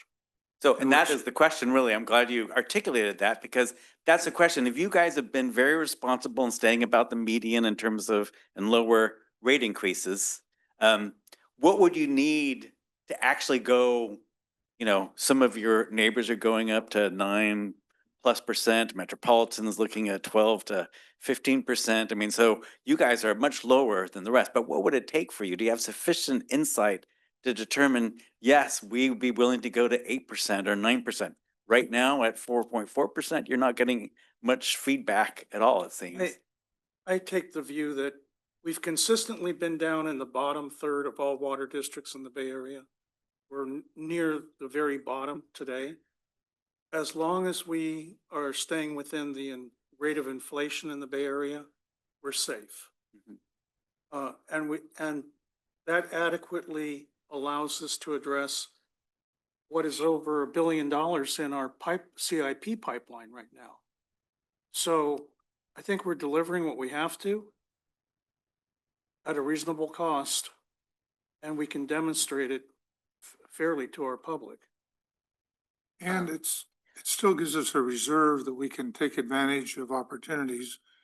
If the N3 ranch were to come back again, I pray we would get at least 3 votes on this board to acquire it. That's owning your watershed. Those type of opportunities are seldom, but when they do come, it's a tragedy when you don't take advantage of them. Yeah. Director Akbari. So, I think it was last year we did a customer survey, and one of the insights that we drew from that was the service that ACWD provides to our customer base is still highly regarded. They really appreciate what ACWD delivers to them and you know the customer service that they get behind that. What I continuously hear as a concern within our customer base is unpredictability of rates. Where we've seen the most pushback on rate setting, it's been when we've gone well beyond that anticipated 4% annual increase. I think that predictability is that's really paramount for a lot of our customers. They want to know what to expect, what they should expect they'll pay for water going forward. I think with a plan like this, where we can build that into our cost models and give that predictability to our customers, paint that picture that this is in service of maintaining the service that they've already come to appreciate. I think selling that story is part of what our responsibility will be. But I think we've gotten at least sufficient insight from that sense that they like what we're providing, what we need to do to defend that and to preserve that service. I think people will be willing to pay for that. It's just a matter of us making sure that they understand why they're paying. So in that case, I think what staff has proposed in terms of this progressive incremental approach allows you to have kind of placeholder values to figure into your long-term rate projections would enhance that communication. Exactly. Yeah. And actually, I would propose in that if we decide at some point we have to build a facility such as the reuse facility. At that point, maybe we would alter our plan for rate structure. Because we're gonna know at that point, interest rates might be, certainly are probably gonna be different. Environmental concerns are gonna be very different. Sea level rise is gonna be very different. We're talking 25, 30, 40 years out still. So we could, we have a plan, could execute this plan. We have had reused water since 95 in our plan. 15 years out, 15 years out, 15 years out. That was the responsible thing to do, to have it there. And it's never penciled out. I have a disagreement with one of my other board members here. He doesn't want to have it in there at all. I don't want to put words in his mouth, but I've heard it before. It should be in there. It doesn't mean we're going to trigger that project. It means we'll trigger it if we have to. Mhm. And very good staff work, very good forward thinking, planning. We've never had to do that. But it's there, it's in the plan. People cannot look at us and say, well, what about reused water? Why don't you do that? Because I guarantee you, that's what's going to happen in anything we do going forward. Some community group is going to say, well, you should use recycled water. It's already in our plan. It doesn't factor out. That's how you defeat politically that argument. Is that it's there, you've addressed it. If you don't address it, then you got to address it when they raise it. It's too late. They got the edge. There's a lot of people out there who are going to jump with them and say, oh, well, recycled water is wonderful. It's wonderful. It's wonderful. It has its purpose. And that's why it's so important it stays in our plans. It has its purpose. Here we have identified a possible purchase or purpose. I'm going to ask, how many years out do you think that thing is? 30, 40 maybe? Oh, in terms of triggering it, I mean, you're looking Triggering it? anywhere between 20 to 30 years, right? Yeah.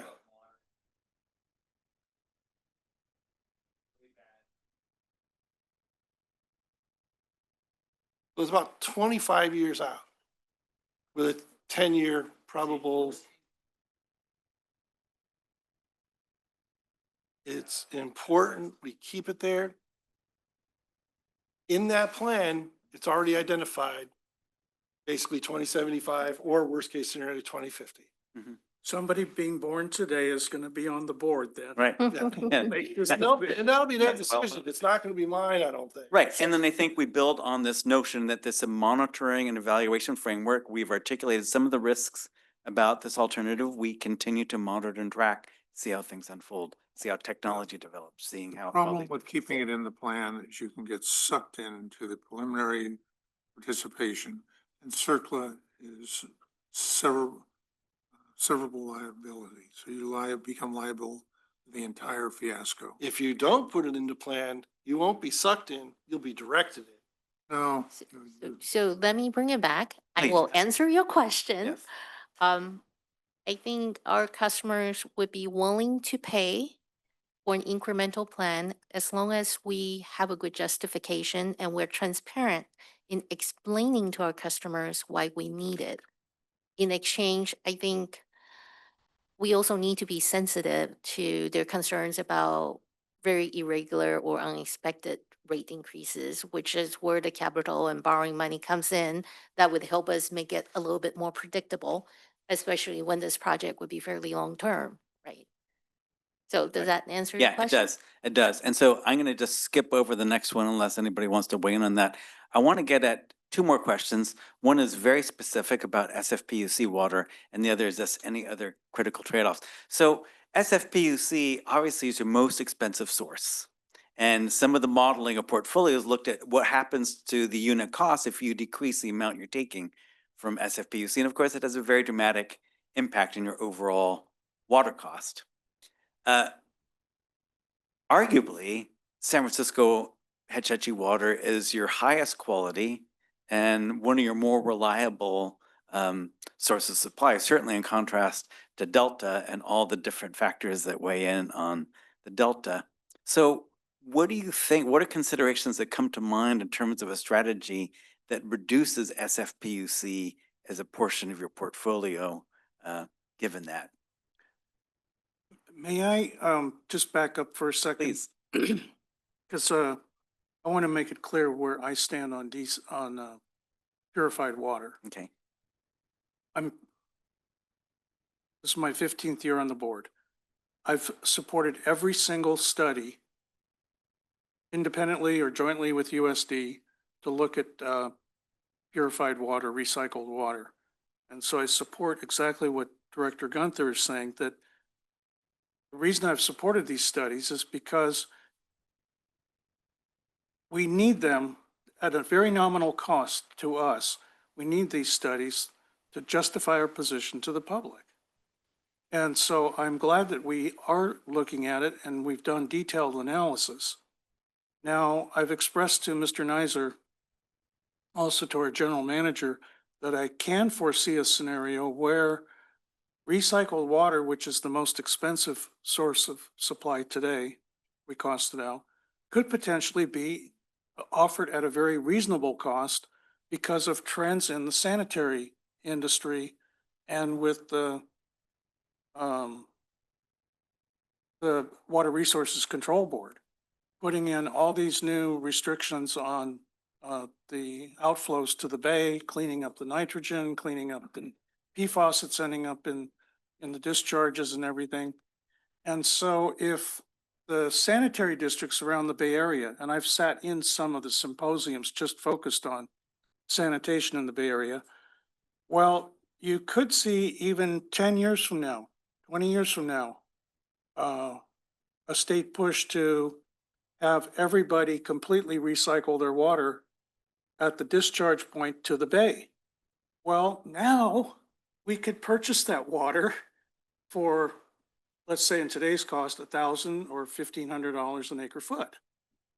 Well, and somebody else has spent the money to create that water supply for us. So that's one reason I do not want to be dismissive of at least highlighting it in our plan right now. I wanted to offer that perspective to what Director Yeah, Gunther did. and I would say that you bring a great point that in addition to monitoring everything that's going on in the water space, it's very important to be monitoring what's happening in the wastewater space to understand if there's opportunities that are happening in the wastewater space that make some certain alternatives more attractive on our end. Well, look at it right now. Union Sanitary District is doing $1 billion upgrade to their plant. Can you imagine that? And the ratepayers are accepting it on their property tax bill. I am, with multi-year steep increases in sanitation rates. Yeah. Yeah. So do you have an opinion on the SFPUC question? Well, as I said earlier, I'm glad to see that in one part of your plan, you're considering some water softening or demineralization plant at Maury Peralta. That would help reduce SFPUC costs. So, and what you're saying then, what I'm understanding is like, if you can soften the water, your own well water, then you prefer to do that over paying for more expensive SFPUC water. Yes, and you can do an ROI analysis over 10, 20, 50 years that shows what the benefit is to our district of the original Yeah, investment. we just want to see if there's any intrinsic value the board feels about having SFPUC water, or is it merely kind of a comparability in terms of hardness and stuff? Well, we would be delivering the same quality water. SFPUC water is fine for me, except one thing. You know, you're relying on SFPUC water to have the reliability factor that it has today. Not exactly positive about that. First, you're relying upon San Francisco's government. We're not bringing in San Francisco water because we have a shortage of water in our groundwater. It's to blend Right. the hardness Yeah. in the groundwater system. So. Is Oh, yeah. And I think we should be gearing is what happens if we start to lose that water supply. Because I don't think the reliability is as strong. I just don't see it being as strong. I could be wrong, but I think we need to plan for maybe that we're not going to get as much. Right. There are definitely some questions regarding SFPUC's reliability, right? But just looking at it from a very high level, we need the quantity of the water. In terms of quality, I agree with Director Sethy. Demand, as long as we don't lose too much water through the softening process, it's a good replacement to improve water quality. But the bottom line is we need that water to make up for that quantity, right? We need that wet water. And I actually don't know where we could get that replacement water because that would be looking for new water source, right? And any water banking would be a imported water, then reliability would go down. So this is a hard question for me because ideally for rate impacts, I would like to buy less San Francisco water, but we also need that water just so we could have that quantity.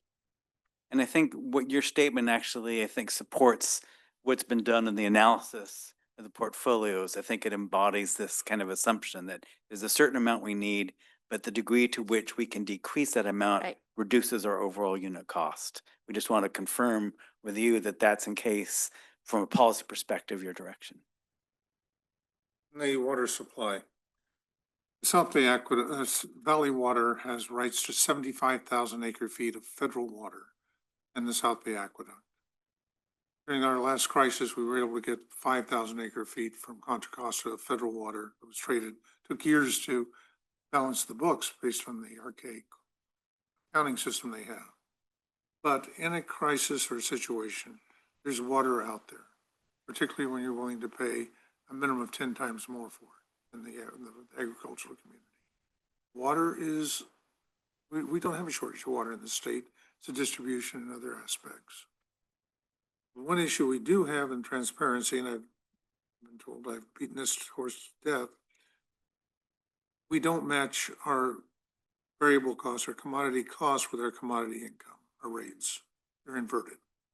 So, and then the ability to get those balanced where at least 2/3 is service, 1/3 is commodity, and then put that service charge on the property tax statement would address the public's concerns.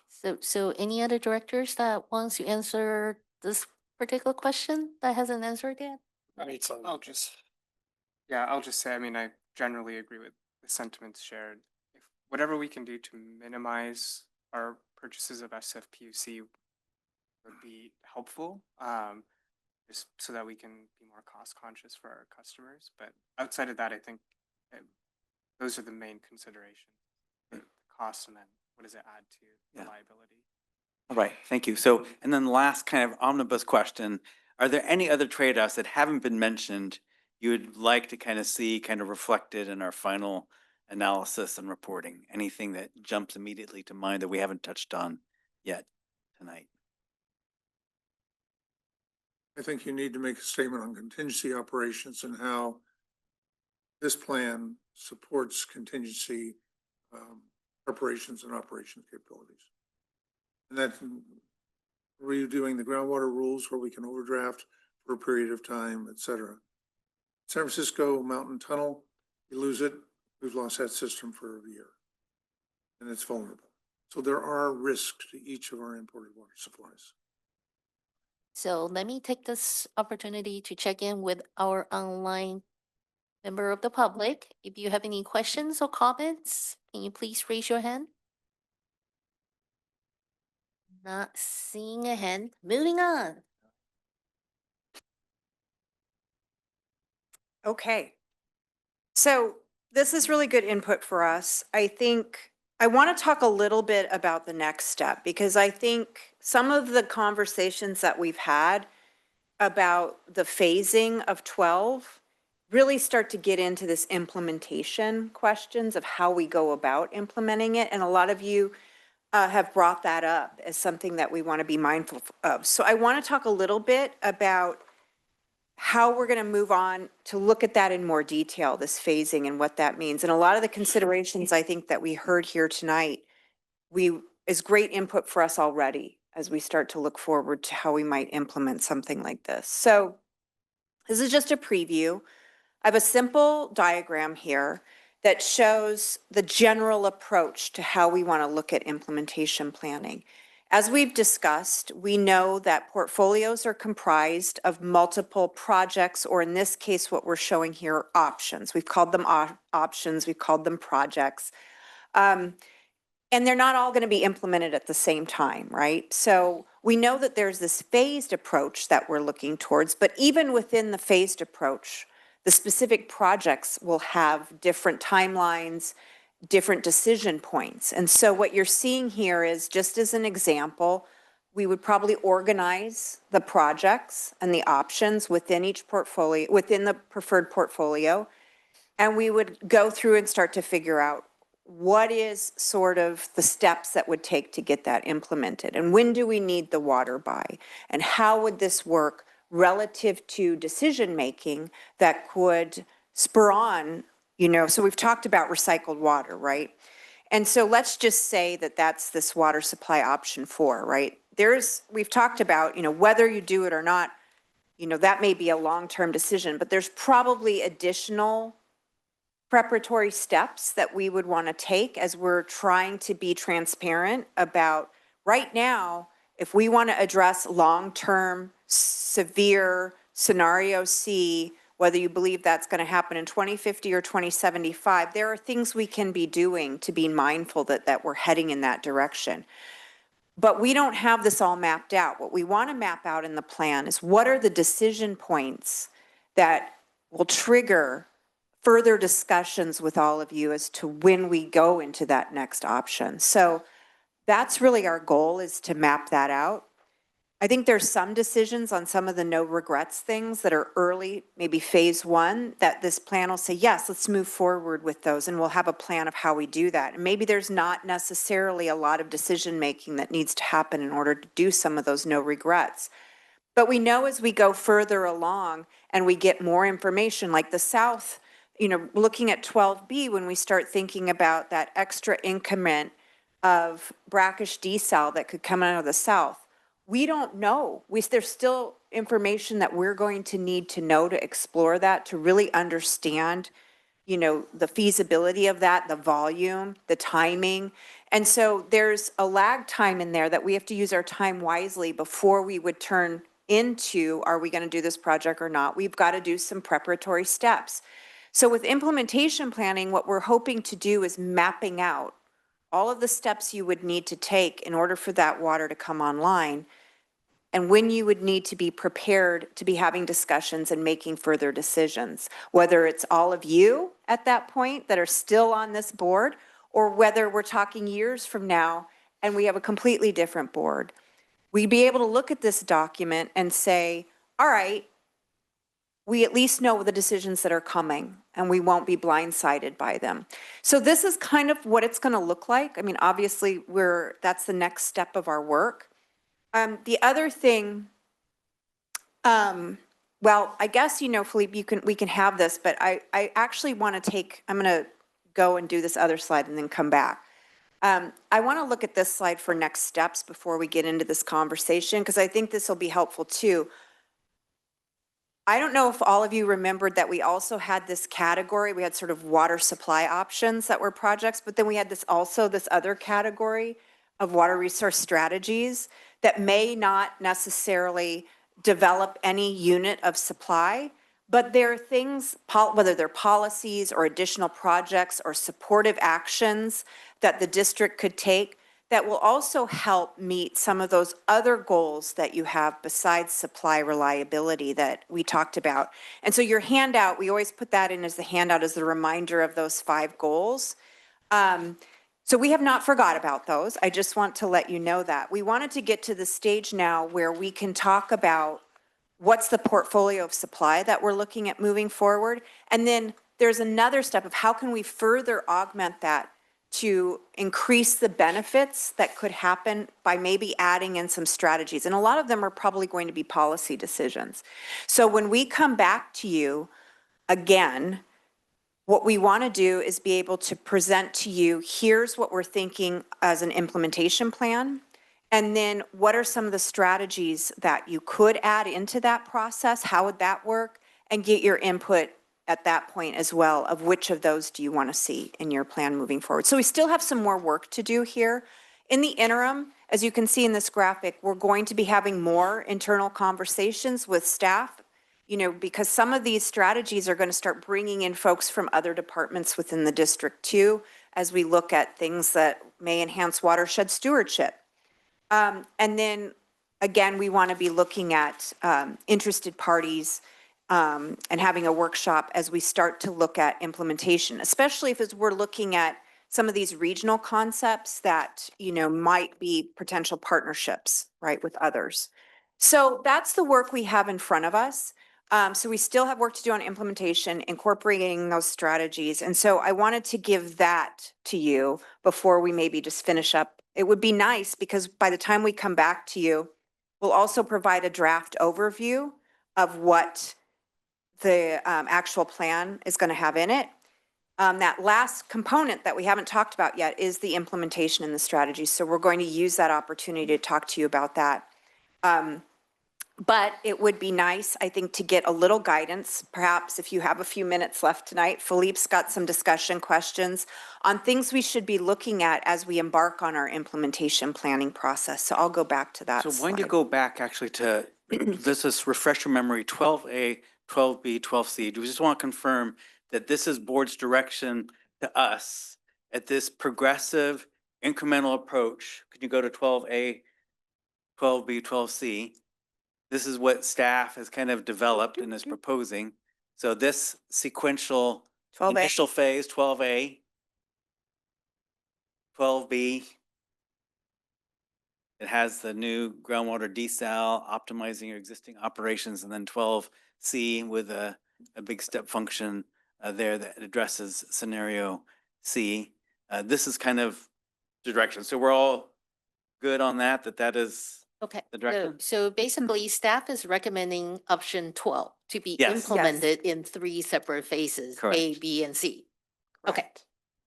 And I'm glad you clarified that because I think in listening to the comments, I think, yes, you could think of it as an either or, but I think the staff recommendation is to consider all 3 with, you know, the understanding that phase 3 has different implementation considerations than phases 2, which have different implementation considerations than phase 1.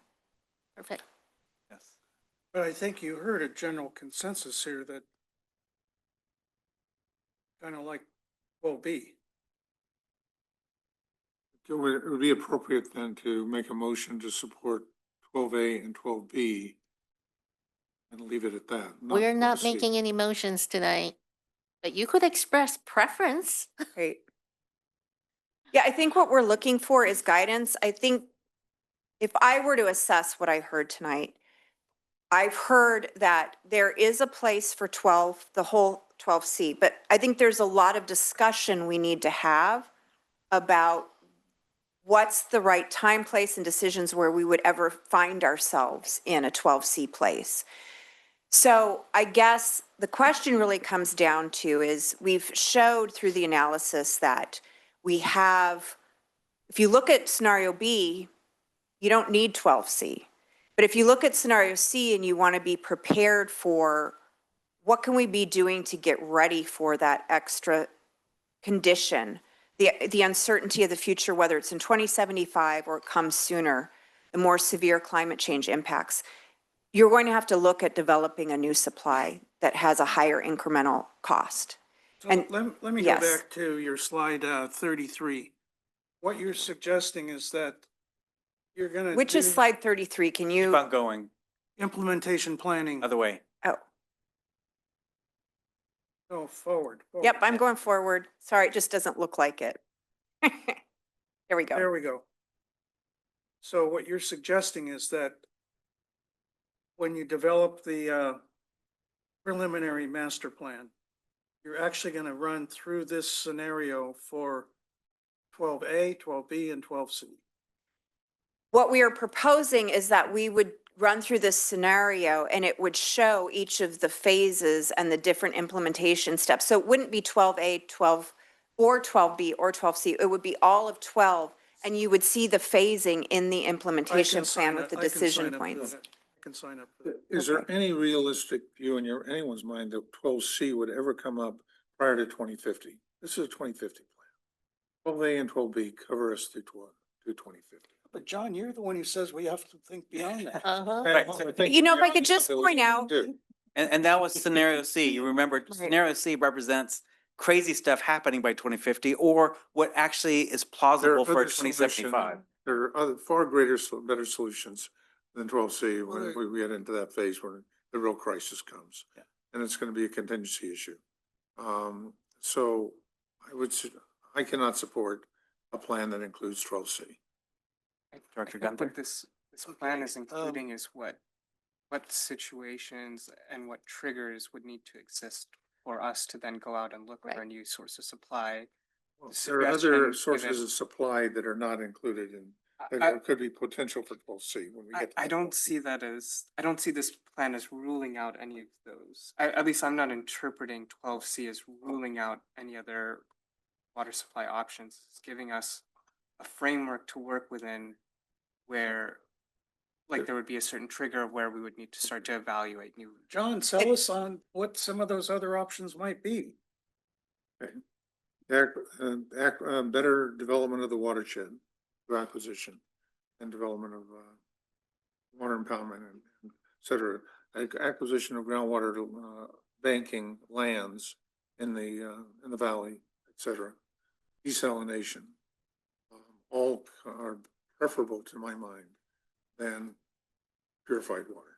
So going from 12B to 12C is triggered by a significant change in climate and therefore the drought frequency. So any solution needs to kind of address the types of shortfalls as long as that And I reliability think there'd be a condition. different portfolio presented to us in that case.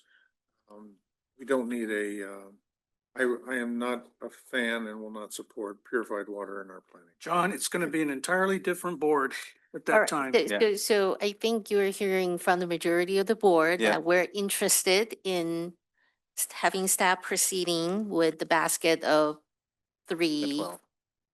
option 12 with 3 phases. Okay. So move on. All right. Then just one more slide here and we can spend as little, this is kind of what we're planning to do in terms of thinking about the implementation phase, the risk, and we've articulated a number of those, whether it's regulatory risks, whether it's economic risk, technology changes, political changes, all these different factors, what the schedule requirements would be for implementation of each particular element, what our monitoring program will be, what sort of feedback we'll be looking for to inform the next steps. And then how do we report back to the board on a regular basis on the status of that?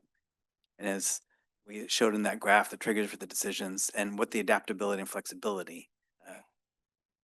I think what you're saying, Director Weed, is you don't want to be locked into something that says this is only, I don't think we're locked in. I think this is what we're saying. This is the direction. It's with glasses off and impressionistic. This is what the future might look like, but we don't know. As I read your charts, it comes up with a cost of an additional 600 million to 1 billion that we'd put into our economic planning.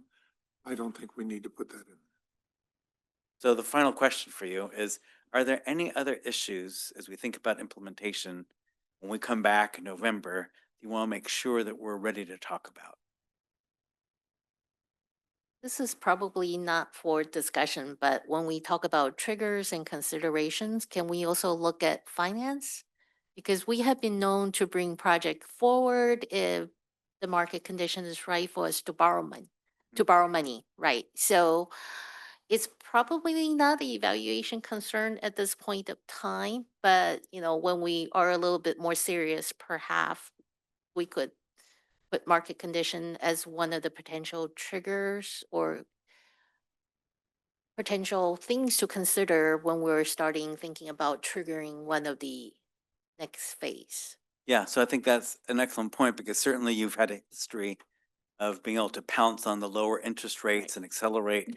And certainly if there's grants that come up, do you want to be opportunistic, which might go to this question of what level of readiness would you need to have in these projects to be able to capitalize on different favorable financial Let conditions. me also point out, we talk about the great crisis that comes.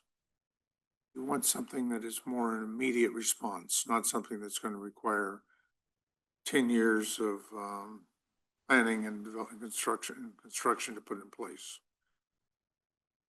And potable reuse does not, or even indirect potable. Purified water does not address that issue. It's a contingency operation, which you explained, this crisis that suddenly appears in our climate.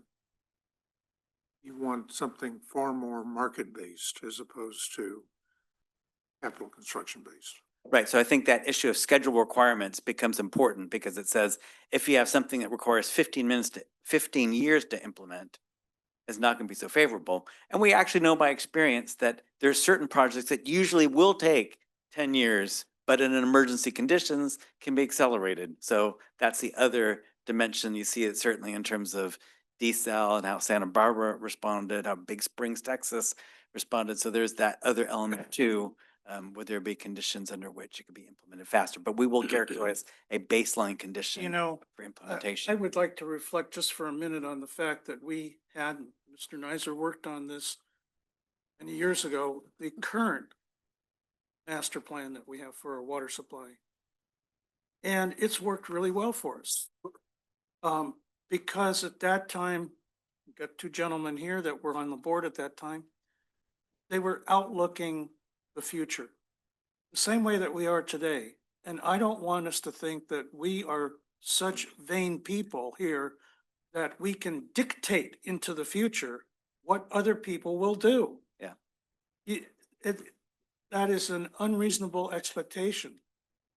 I think taking the broad view of the fact that at this point in time, we took these considerations into mind, took in all the best inputs from our community, staff, consultants, board input. No one person can dictate the future to a next set of people. They're going to have to make up their own minds.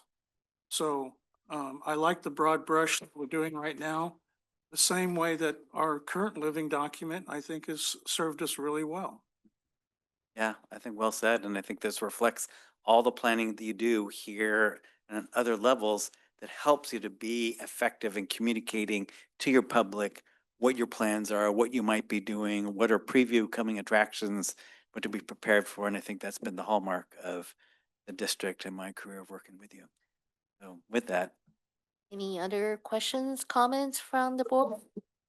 No, then, I point out that we're, Delta Conveyance measures 40% of our water supply.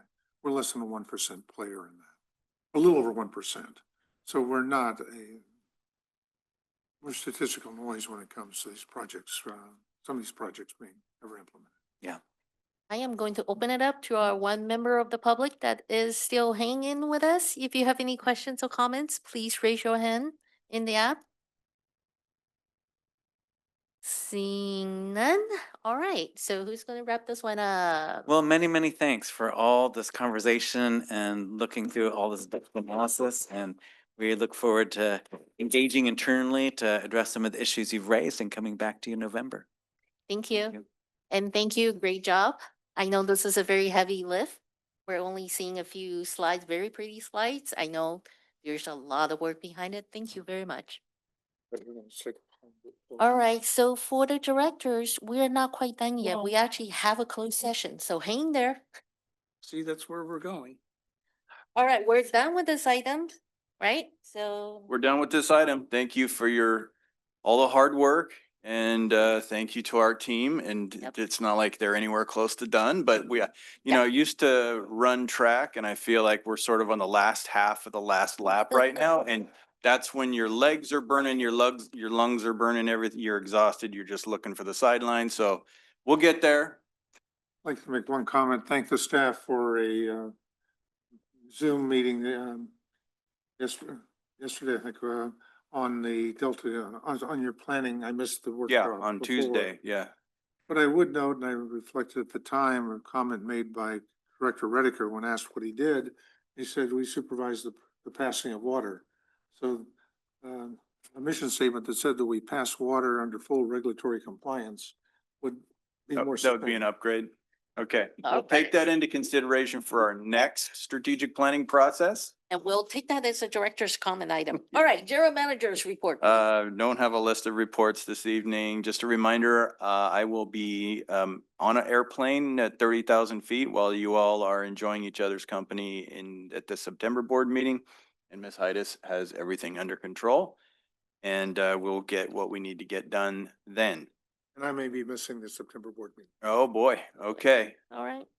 All right. But I think I can call in for the board meetings. So Zoom in. You're out of state. You mean? Where are you gonna be? Well, Jerem- we'll talk about what the circumstances are and whether you can teleconference in or use AB 2449. Thank you. All right. Okay. Is that it? Where are you gonna be? That's all. All right. Miss Sue, District Secretary will probably send you out shortly a note to remind you all, if you haven't already, let us know about your aqua committees. All right, next item is director's comment and or agenda item request. Any director's comments, agenda item requests? Seeing none, let's move on to item 7, closed session. Item 7.1 is pursuant to California Government Code Section 54956.9 D2. Conference with legal counsel, anticipated litigation, significant exposure to litigation, one potential case. And at 8:11, we'll be adjourning to the engineering conference, I think operations. operation conference room. Thank you. 8:11.